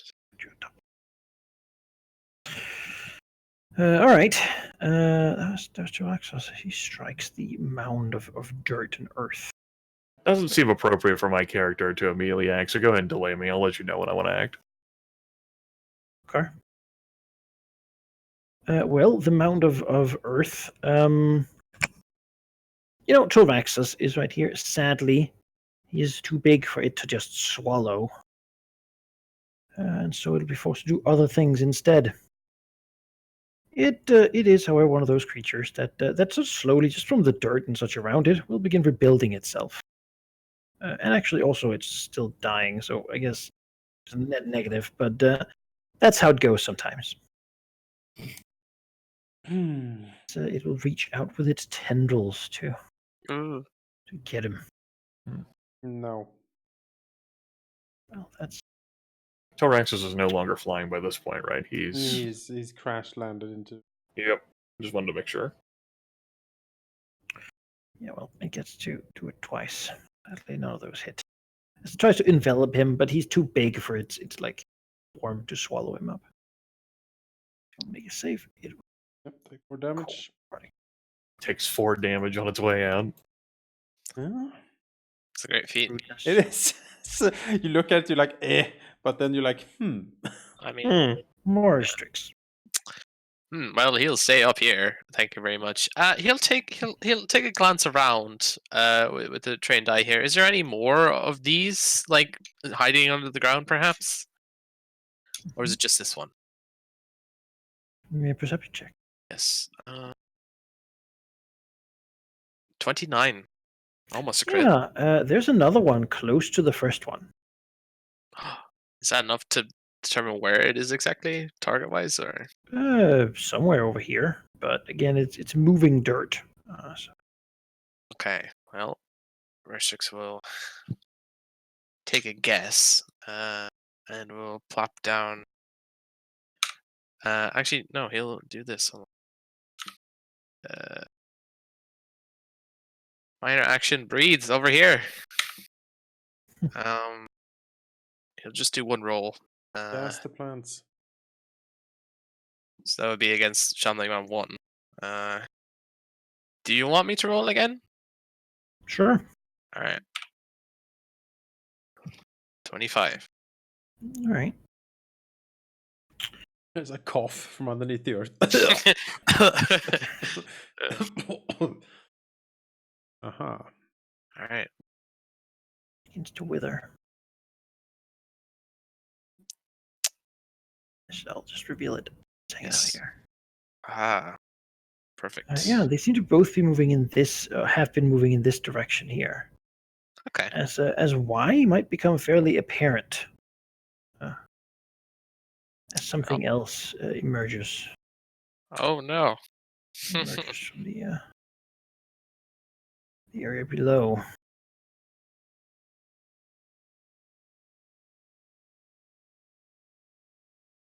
Moving up closer before emerging from the ground.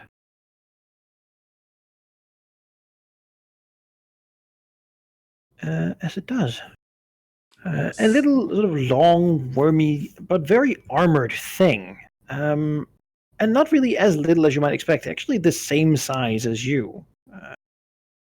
Very heavily armored in over sort of sized scales and plates.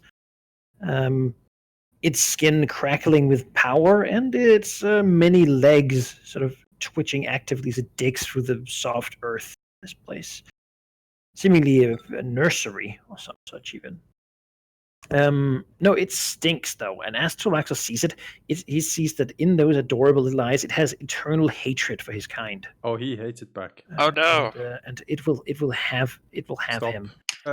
Doesn't wait, Veristrix have more of a I turn? still have my turn, right? I only did a minor. I thought you were done. No, that was just my minor. I was just trying to reveal the thing. Disregard that until in a He bit. burst back down. Actually, sorry. I was just trying to find where the things were. That's all. Yeah, no, very six is far from done. I will forget that existed and do what I was planning to do when I saw these two. Which was basically AoE the two of them with the dishearten. So I will do that. Bad. You forward I'll plan. power it up because that's what I planned to do. Wow. Okay. Yes, those both hit. Wow. Okay. Hooray! Shambling mounds don't have much in the way of like. That's good. Almost them- sentient mounts of dirt. Yes, -3 to wall attack rolls till the end of pretty bad. Versus next turn, and he doesn't see otherwise, so he'll stay where he is. Okay, well, that's And then the things happen. is then what just was said happened. Yep. Oh, he's I back. don't know. I should have known that. Terrible. Oh no! Ah, I've And, come for you. Yeah. Yeah. It emerges, and as it sees dragons,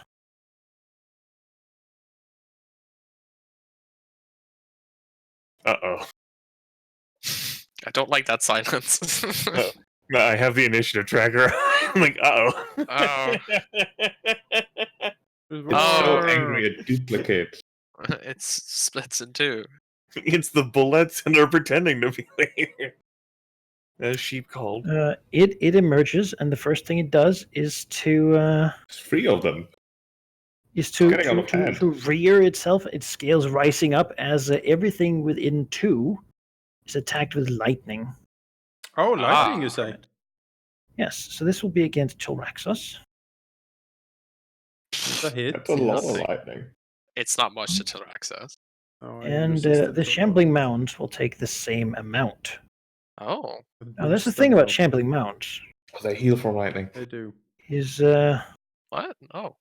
they actually, as they get this, they rapidly begin rebuilding themselves. Okay. Healing, indeed. That's bad. Yeah.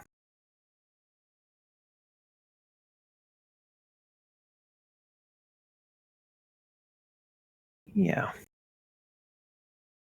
Well, How big is my love, my zone? Big is my love. Isn't that a song? Or am Yep. No, I just said that randomly. Don't forget your fly speed of 3. Yeah, but I can teleport if necessary. I think he'll land and move forward. I don't necessarily want to be at the very tippy top. So he'll move here. Will no longer be flying. And then, well, plant things usually hate fire. And if there's one thing Villeneuve has, it's that. It's time to bring that out. As he will smash into this shambling mound with the Rune of Endless Fire. 30 versus AC. Yeah, that hits. 13 damage, and it is blinded until the end of my next turn. Oh no, it's blinded. He And also and gets you a have your effect. bunch of buffs, yes. Don't need to do that yet.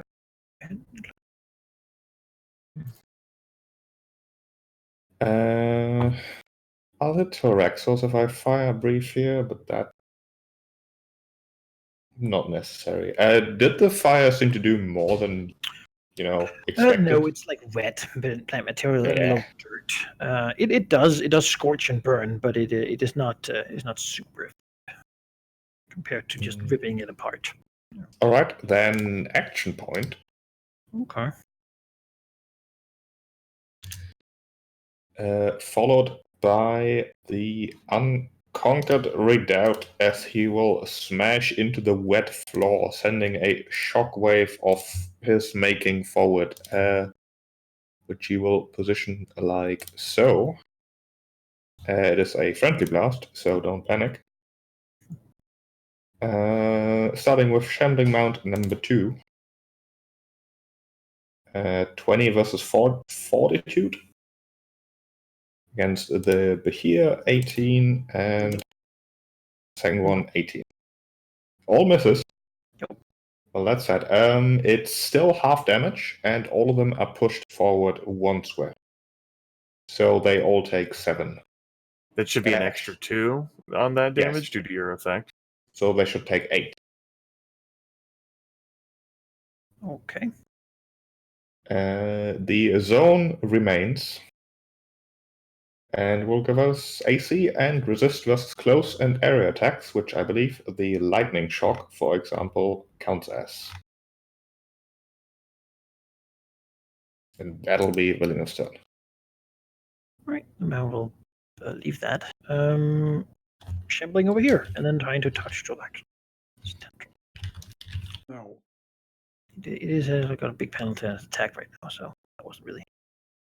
Yeah, as So Menachai, they're all pushed 1 square away from Willingham. Okay. What? I guess this one would have moved there Yeah. anyway. Yeah. Well, that's rude.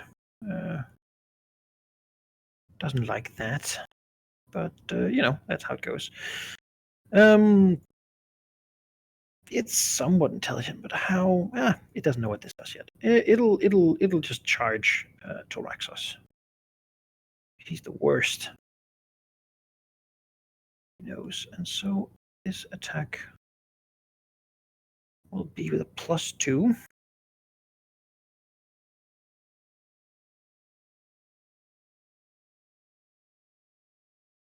Yes. Still within my shadows. Well, yes, this is also against AC. Yeah, well, it moves, trying to get him, but doesn't get him. I'll take my turn after its turn is done. Okay. Well, All right, Vertilith will move 3 here and land like so.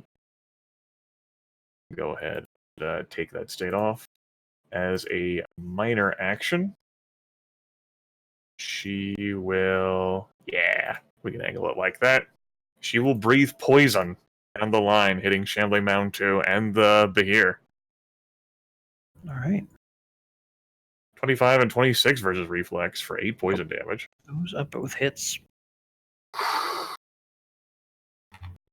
And then as her standard action, she is going to a Shambling Mound in her way. This whole like grabby sort of thing can't be helped. She will activate her Sob Profusely attack. No, just kidding. Uh-huh. No. Tell me Tell me more. more. As a standard action, she will give up. You didn't see that coming. Just did lay you? down like, oh. Checkmate. It's over. You win. You've defeated me. I think I actually will save it. So we'll go ahead and just do an unaugmented Twisted Eye attack against Shambling Mound 2. All It'll right. be 30 versus armor class. Nope. 16 untyped damage on Shambling Mound 2, and it takes a -1 to its attack rolls until the end of my next turn. Oh no. That's right. That'll be the end of my turn. All right. Well, this thing will have to roll a recharge. It does recharge. Well, that's good news. Then you can do it again. As it will once again let out a burst of power. Which one is this? Because the one in front of me is It's the same, but here it's It's the getting same 3 one as initiative two. turns. It's a Three lot of turns. returns. Oh. As this gets to Speaky Raxus dogger. and Valigneth. Yeah, that hits. With resistances that apply to the same thing, I think you only take the highest one, right? Like, That sounds right. Resist lightning 10 and resist all 5 wouldn't result in taking It would be 15 it'd be damage. the highest one applicable. Okay, Yeah. yeah. Well, Valigneth at least will take a little less, which will be 14.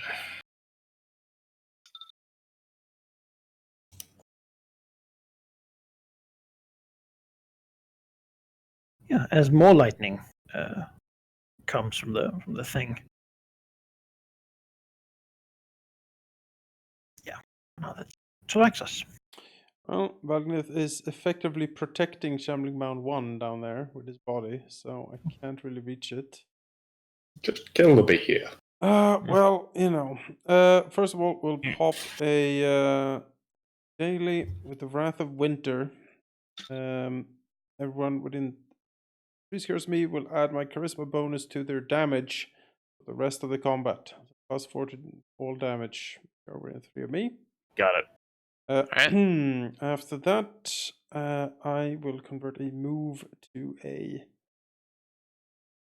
minor, and we will pop the virtue up to get 10 hit points.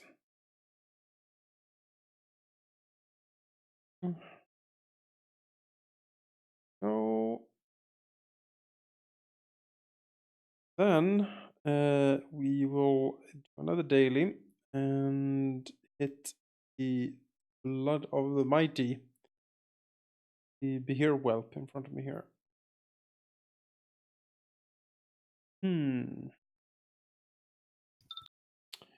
Versus AC? No, that is a miss. Right. I have not expended the power then, since it is reliable. But I take 5 damage. After that, I would action point, and I shall try again. Mm-hmm. Yeah. You get extra damage as well. 31 versus AC. Or- That's a hit. Oh, Yeah, 38 damage. You are a resourceful leader. I am a Oh yeah, I action pointed as well. I'm gonna take this. As it is hit by a melee attack, it will which- take its reaction, claw him back with one of its many feet. It would take 7 more damage because of my I forgot to add my charisma, and I am a resourceful leader. So, what are we looking at? We're looking at 3 So- more? 45. Maybe, 45. damage. Ooh, that's a lot of damage. 45. You get a dread smite on top of that. I can't dread smite on the daily. Ah, Was already spent all the actions. It's a it's a free free action too. action. That's true. All right, that's it. All right. Remember to get rid of the action point. Okay, well, this one's blind. We're going to attack with a -5. -5. No. No. That's a lot of penalties to hit. It'll stay blind until the end of Valigneth's turn. More streaks. oh dear, there are so many options. My brain is blowing up, but I will try to do one thing. Verstrix will use a daily on the Behir. We're using all the dailies. It's fine. I mean, it is apparently an ancient ancestral enemy of dragons, so That has 3 turns in a turn. Yeah. All right. Bereshix will use a living missile on the Behir. So 16 versus Fortitude. No. It's fine. It is still slowed. Save ends. Okay. Unless you have a thing. Otherwise, right. So, how will I do this? All right. Minor action. He will throw the Behir. Now, let's see here. I would like the Behir to be thrown up You here can- beside that shambling mound. You can take it on and arc it on over on this way. Do you want it to go beside you? Yeah, just go ahead and just keep Yeah. carting it up like as far as like your movement can take it. It can go 10, Manakai, so if it can reach about here, then above Redlith, that would be nice. It will attack Shambling 10. Mound 2. Yeah, 10. It will attack Shambling Mound 2 on the way, so I'll do the attack now.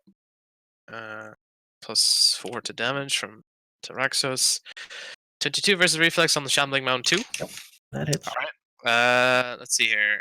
The Shambling Mound takes 17 damage and falls prone. The Behir takes half of that 17 and also falls prone.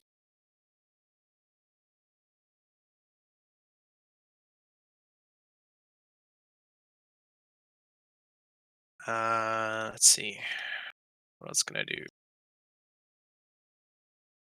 I would action point, but I need them to be closer to actually do something with that. So Vershix will leave it at that for now, but he will move back a bit flight-wise to here.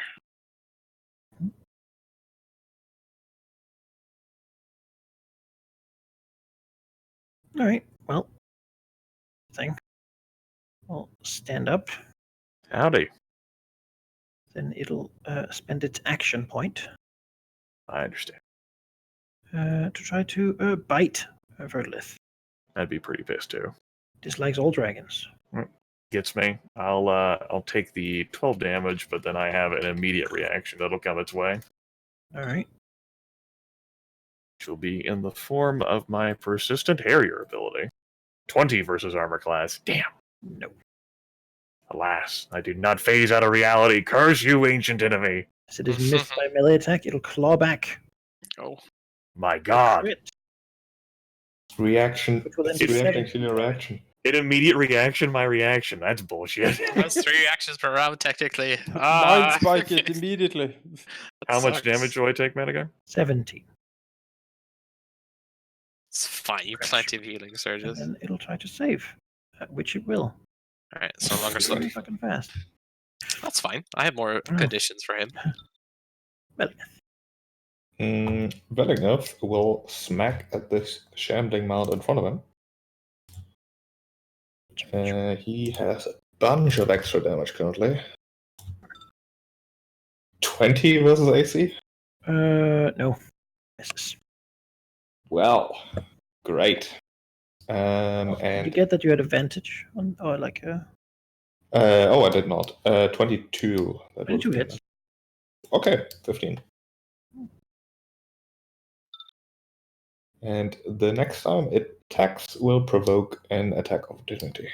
You had the It's not- plus it's not 4 bloody to anymore, Rex's right? damage. Yes, I did. I just rolled Or it's not, like not minimum blinded. damage. Right. It is blinded still Okay. until after Velignev. Yeah. Okay, you got more? Yes, I'm not done yet. Okay. Blinded. Although I won't attack the shambling mound again, so it's relevant. You can move for free. You know, it doesn't see you. I'll leave it. No, minor action to sustain the zone, and then a minor action to heal Verdlith over there, Then it's which will be a healing surge plus 13. Just slight overkill, I think, but Are you No. spending an action point to do that? Or no, that's minor. you're sustaining the zone, you said, right? Or Yeah, not sustain- move action Converted his to- move. Ah, move. Okay, sorry. That's why I'm not moving. Cool. Yeah, I'm not full. And everyone within 5 gets +1 to all defense. That's great. Has to get up. And then it'll attack Tolraxus. Tendrils. To get him. Yes, this whelp redid its thing, but for now it'll just bite at Verlet, really. I guess me. And then, yeah. It'll spend its action point to bite again. Also gets me. Oh no. No. That's correct. All right, I'm at 68 hit points. Verlet.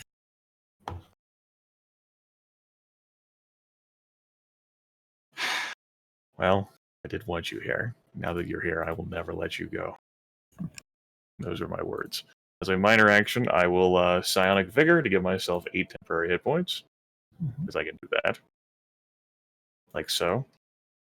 As a... Take that back. I don't want the temporary hit points. I changed my mind. Erase them. Throw them away. I want to use that instead on a 1-point battle... 1-point augmented Battle Minds demand to mark the Behir and Shambling Mound 2. Alright. As a move action, I am going to... yeah, it's next to me, but I also want to get out of the way. I am going to psionically ambush and teleport to the other side of the Behir, like so, which grants me combat advantage until the end of my turn against that target. And then, as a standard action, I will Living Fortress attack the Behir. A shroud of rock in Scree rises from the ground to protect her. And crits. Maximum screeing. So that is 30 plus 5 plus 2 plus 2 plus 4 from Tilraxos. That's 43 points of damage. Nice. Plus 2d6. So 53 points of damage. Those, That's a lot of damage. those daily crits. It'll That's claw you. Oh, No, not. As she now has cover, and she grants that to all allies adjacent to her. A move, a minor, a standard. That's the end of my turn. yeah, it Invigorated by the power you're of there. nature. So it'll shift here. As it shifts, she teleports. Then it'll lightning explode. Uh,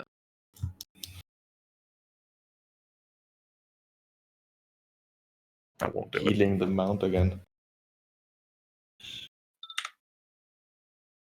But that won't do it.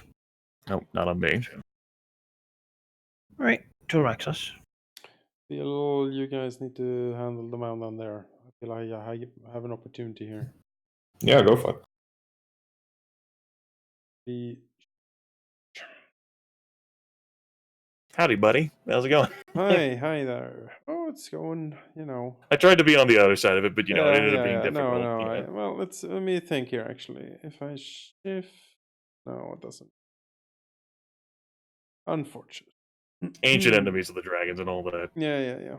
We'll. How much I have bonuses? It's a crit. Well, looks like you didn't need it either. So Well, maximum then. charge. Let's. Yes, 59 plus the Dread Smite for 68 damage. 9 ongoing. And let me see, because I am critting now for the first time in a while, which means I have a thing. 2.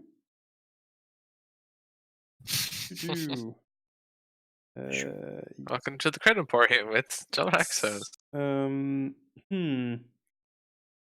Yes, as I crit, the target is knocked prone. I just From your avalanche hammer? Yeah, or I whatever. slam into it with like avalanche force. Crashes into it at full force. It recovers its electroshock unbloodied as its blood sort of sparks lightning. Oh, well then. What a horrid creature it is. Yeah. Oh, and you also hit it, so it gets to Miss. this mount. Will Radiant is right here, so tendril him. One hit, I think. No, he has a bonus to defense, maybe? His aura. Belgneth? Excuse me. That misses because of the zone. Shit, where? Closer to the source of lightning. Warstrix. Well, actually, you seem to have handled that thing quite well, so I don't. Let me handle these bounds, I guess. Also, I think the apologies. Behir is far more dangerous than Yeah, the mounds Yeah. are. I Focus on- forgot one thing. Since the Shambling Mount attacked, he provokes an attack, which Okay. I will take. all right. Tendril. Well, I still have a +1 from Malignant because I haven't acted yet. So this thing has multiple turns, and let's not give it a save. Right. Verstrix will use Minor to distract them here to give him combat advantage. And then he will attempt to grasp it. Fortitude probably being a strong save, but I really need to hit this. So that would be a +3. Combat advantage +1. Sort of damage. Wow, 20. Probably It hits. It does. Okay. It's a whelp, little baby one. It grows faster than dragons. That much you'll know, but All right. it hasn't had that long. 22 force damage and is immobilized until the end of my next turn. He will activate his Orb of Augmented Stasis, which means as long as it is immobilized, it is also dazed. Which would be until the end of Versus' next turn, unless otherwise. Are you going to action point now on it too? Yeah, I feel like I should. He will action point. Goes for leader. Let's see. Maybe the best thing to do here. Probably dishearten. I don't want it to hit things. Yes, dishearten. Also powered up. Just against the whelp. Goes for 2 damage. +4, +1 from. Sheep, is it +1 to the first attack or just +1 for the turn that your thing gave? What thing? You had a thing that gave us all +1 to hit or something, or your zone, or whatever the encounter thing you did earlier. No, I had no such thing. You have an additional +3 from the resourceful lead. The +1 I gave people was +1 to defense, which has expired now. Okay. You Fair have a enough. total of +7 damage from Tyraxus. Okay. Sure. 17 versus what? No, that doesn't do it. Get temp HP then, right? You have 3 temp hit HP. 3. Yep. How useful. Well, that's him. We'll stay there and be sad that he didn't hit, but it's still dazed and immobilized, so why not? It's fine. I'll take that, and it'll stay. And then it'll make a save against its own. Yep. 4 on the way out.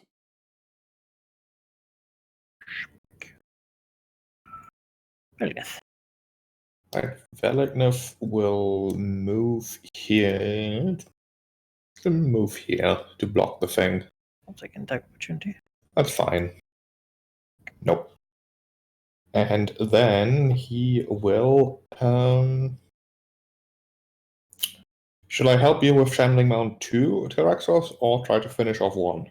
Kill off Try to 1. finish off 1. Like 2 is within range of being healed by the Behir, Yeah. and Okay. 1 isn't.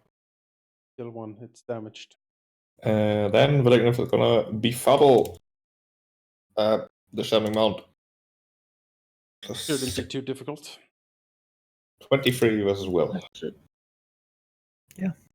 For 16 fire radiant damage, as Velignov is currently, Super Saiyan Velignov. And when any ally Veristix hits it, it'll hit itself. Okay. Sure. Turn. This one will take that. I mean, The +2 to counteract the -2. it'll go here to attack Verglith. No. Nope, that won't do it. Neither will that. This one will use its lightning shock. It'll be Verdalith and then Tolraxos. Oh no, Oh. those does he have? Okay. That will miss me due to the cover I have, but my -2 to the attack rolls doesn't protect Telraxos. Oh, well, I have my natural resistance. Okay, you do have your natural resist. Useful for the first time in the campaign. Verdalith. Okay. My turn. Oh goody. Let's see here. It's dazed. It has a lot of vicious and mean attacks, and that's pretty scary. I have doesn't really do a lot of single individual targets, so I'm going to go ahead and augment a 2 power point twisted eye attack against the whelp. I have combat advantage, so that's a 28 versus armor class. Yes, that hits. That'll be 19 damage. 19 damage, and it is blinded until the end of my next turn.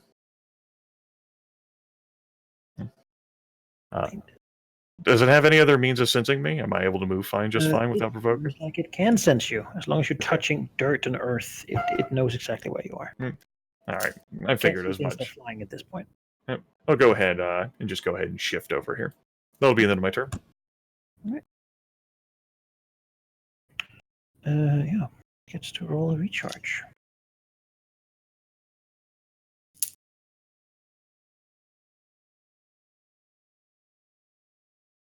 No recharge. All right. Then it'll bite Verdalith. That will miss with the blinding and my cover. Tolraxos. Alright. I will do a strike of thing. If you shift one over to the right, I mean, it won't matter because it's blinded and dazed.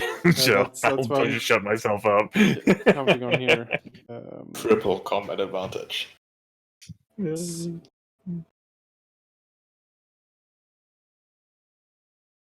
That AC hits. for 33 damage. Shift this. Oh, it'll also try to claw you back. No. That's it. All right. This mound here will attack Verdalith. Nope. It's healing, and then it'll shift here. Forest Strix. Alright. Dual wielding influence here. He'll stop to his staff. He'll take a -1 on his normal attacks because he's have expertise. Dishearten the whelp with it. He has combat advantage though, so +1 overall. 40 damage. 29 versus Will. Yep. He is hit with the Staff of Provocation.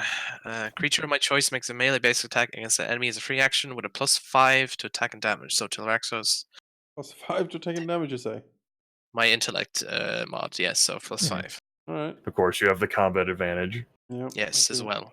So plus, So this is 18 damage, yes. and then it takes -2 to attack. Yep. Okay. And Tolraxos gets an attack. Hang on, I'm counting. 8, 5. You do have to pay attention. Is it a power bonus to hit and damage, or It's in a untyped bonus, untyped. Okay. Untyped. Then that's a lot of bonus damage. That here. is now, this might, yeah. Good melee basic attack. Flipping in creature. Yeah, that is very strict. And it is no longer. It is no longer dazed or immobilized. It's blinded until the end of my next turn. Yep, all these conditions. All right. Then it gets to try to recharge its attack. It needs more lightning. It's surrounded by dragons, which to an older one would be ideal. But okay, yeah, it can do it again. Good. Because blinding doesn't hurt its AoE attack. Nope. Still takes a -2 from very strict though. Yes, it is in its stat block now. Verdalith. Okay. 22 damage. Yep, that'll get me even through the cover. And Tolraxos. 24 for 22 damage. Zap. I am barely not bloodied. I've lost 3 hit points. Yeah. all the surges. Vellingneth will spend his second healing for the combat on Verlith. You are at 5, right? Yeah, you are. Mm-hmm. So you can heal Healing Surge plus 12. It takes me up to 81. Everyone will get the +1 to defenses because my power bonus to damage doesn't stack with what Rexos did. And then he himself will attack Shambling Mound number 1 with. I want to keep that. A melee basic attack. 32 for 19. 32 for 19. Highly hits. foul creature. Yay! Nice. Roots ripped apart, broken. Just can't sustain itself anymore. And he will not spend a minor to sustain the zone because it has served its purpose. Yeah, we somehow ended up out of the zone through shenanigans. Yeah, you slowly drifted north. Actually, he'll sustain it. I don't want to move. Fine. Okay. Mm-hmm. This man will shift over here, attack Verlith. That will not get me through the cover. It's generation. And then this, well, we'll have to try to recharge its lightning. Does. What's the successful recharge rolls here? Well, it gets 3 per round, so. Yeah, I wish I Yeah. could recharge my fucking breath, you fucking shitty whelp. So let's be Verlith and Toraxos. Verlith and Toraxos. Well, No. that's Oh, not what you call good attack rolls there. 11 Half damage on a miss, though. 1 damage. So 11. Yeah, I wish I could up my breath also dealt half damage on a miss. Fucking game is rigged. Stupid Behir. Shift here. 2 power point, twisted eye attack against the whelp. That's going to be a 21 versus armor class. Strikes its scales. Does not penetrate. No matter whether it's blinded or not. That was a move and a standard for me. I don't have anything to do for a minor. It's going to be the end of my turn. Well, here we are again. Well, none of that then. Could not shift. No, it'll try to bite Verlith with it. Nope. Crunch. Sadly, it's not. It's on a. As it turns out, you got it to stand on a rock, so it can't dig. Otherwise, it probably would want to try to escape at this point. But inadvertently, strategy. you have stopped it from being able to do that. Inadvertently, or was it all according to plan when I had him Maybe it was slid according to there? plan. You look at the map, and you're like, he can't dig in the rock. That's probably a Or- game mechanic. Did Put you it on there. say? What did you say? Inadvertently. Haha. Like, Jones, do you have step there for advantage, or I'm No. disconnecting in 3 minutes. But I get Okay. more damage if I go there. okay? No, it's fine. I'll step here. Well, jeez. Stand here then. Gosh damn it. Right. 3 minutes. Yes. Vice's reward. Get some more bonuses and stuff, and then I shall smack the creature. Smack it. Damage bonus. Go.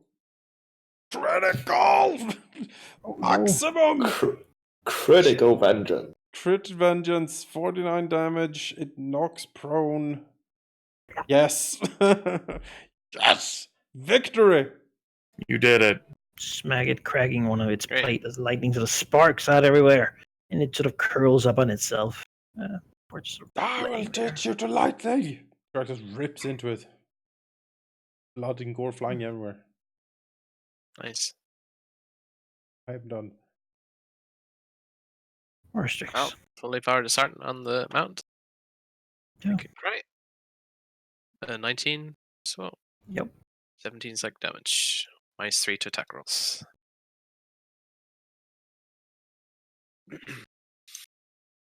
Well, Geth. Right, Vellingneth will fire breath 18. Yep. Nice. Good damage too. 14. Actually, that's borderline minimum damage. Never mind. Anything else? Move and smack the thing. Actually, move here. Smack. So +6. 25 Yep. for 23 damage, and Tyraxos will get a +4 power bonus to hit. Okay. And everyone else will get an extra +2 damage on hit. I will attack.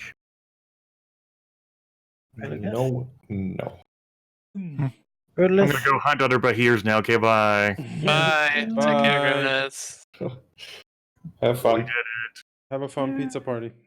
Yes. Turkey pizza. I want pizza now. Just back up and charge in. You have a total of +5 to hit, and an extra +2 damage onto whatever else you do. Or you Nice. have currently. Die creature. Has to 34 be dead, damage. Crunch. This one Bloody. is fairly unhurt, fortunately. Been healed pretty much all the Done. time. All right. Worsticks. Cry. Cry. Ah, you stupid mound. Cry your tears of tentacles. That's it, yeah. Moisture keeps it dropping. Melee basic attack. It's time to burn a daily. Yeah. That misses. Fencing no. smite. It's also no longer marked because there's no thing it can be marked by. Yeah, you know what? It'll attack once Tyraxos and once Relageth. So one Tyraxos, one No. No. slashing out with its tentacles too. If you delay, I can shift and give you. Okay. Got it. Delay until after the Oh wow. Why not? It's now I micromanaging. mean, Oh yeah, sorry. Yeah, sorry, keep crying, please. Ah, no one likes you. give up. Shift. I forgot I had will attacks. I'll have to admit. There you go. They don't do more than melee basic attacks. But they have something. effects on them. They do something, surely. Yeah. They do barely nothing. Mice too, You, defense is pretty good. in this cave. Right. Which, since Verlith is kind of into being here, maybe we should probably just stop here Yes, I agree. in the cave and Characters will loot Yeah. the cave. smell the flowers and take a No. moment to just be and just breathe. This be here. I'm gonna display it Oh. somewhere. I don't know if you can stop it, but I need to. Taxidermy. I imagine like Beherodermy. just the sight of it enrages me. So Yeah, Yeah, it's like you, but but Behir. wrong. it's like the alternative to dragons. In Ew. another world, these things are what dragons are. No, that world needs to be destroyed. That's what that means. Yeah, no, we need to. Maybe I can burn it on a sacrificial pyre to the Winter Court or something. Blue flame. Also, like adult versions of these called just Behirs. Behirs, yeah. yeah. I would like to call them Behir mods, but okay. Be a better name for This is probably elder Behirs, stuff like that. It's terrible creatures. Yes, this one's a little baby one. Well, I guess that's it The then. usual problem Yeah. comes that they there's in turtles hate dragons and they grow faster than dragons. So, you quickly end up with dragons being very very disheartened that someone put one of these nearby. Suddenly, it's really big. That's the problem with dragons when you don't pay attention for a couple of 100 years. things. It's just like, oh start no, popping what up. is this? What is this now? I just took a nap and what the hell? Oh, that's productive. Ever closer to level 11. The fated level. We'll All see. right. See when the dragons take the time to actually take level 11. Yep. There. But yeah, I shall end the stream here. Thanks guys for watching. We will catch you again next week. Tomorrow morning, Manikai, Warhammer? Question mark. Sure. All right. Then tune in I'll tomorrow I morning. will try to remember it. Yes, I know there's a Savage Orc stack coming for you. That is can be gonna hard to forget. gonna be Hard to fun. remember. But yeah, we'll catch you guys tomorrow for Warhammer and next week for more Dreads and Dungeons and Mage. See you then. D&D, Yes. Dreads and Dungeons. Woo! Woo.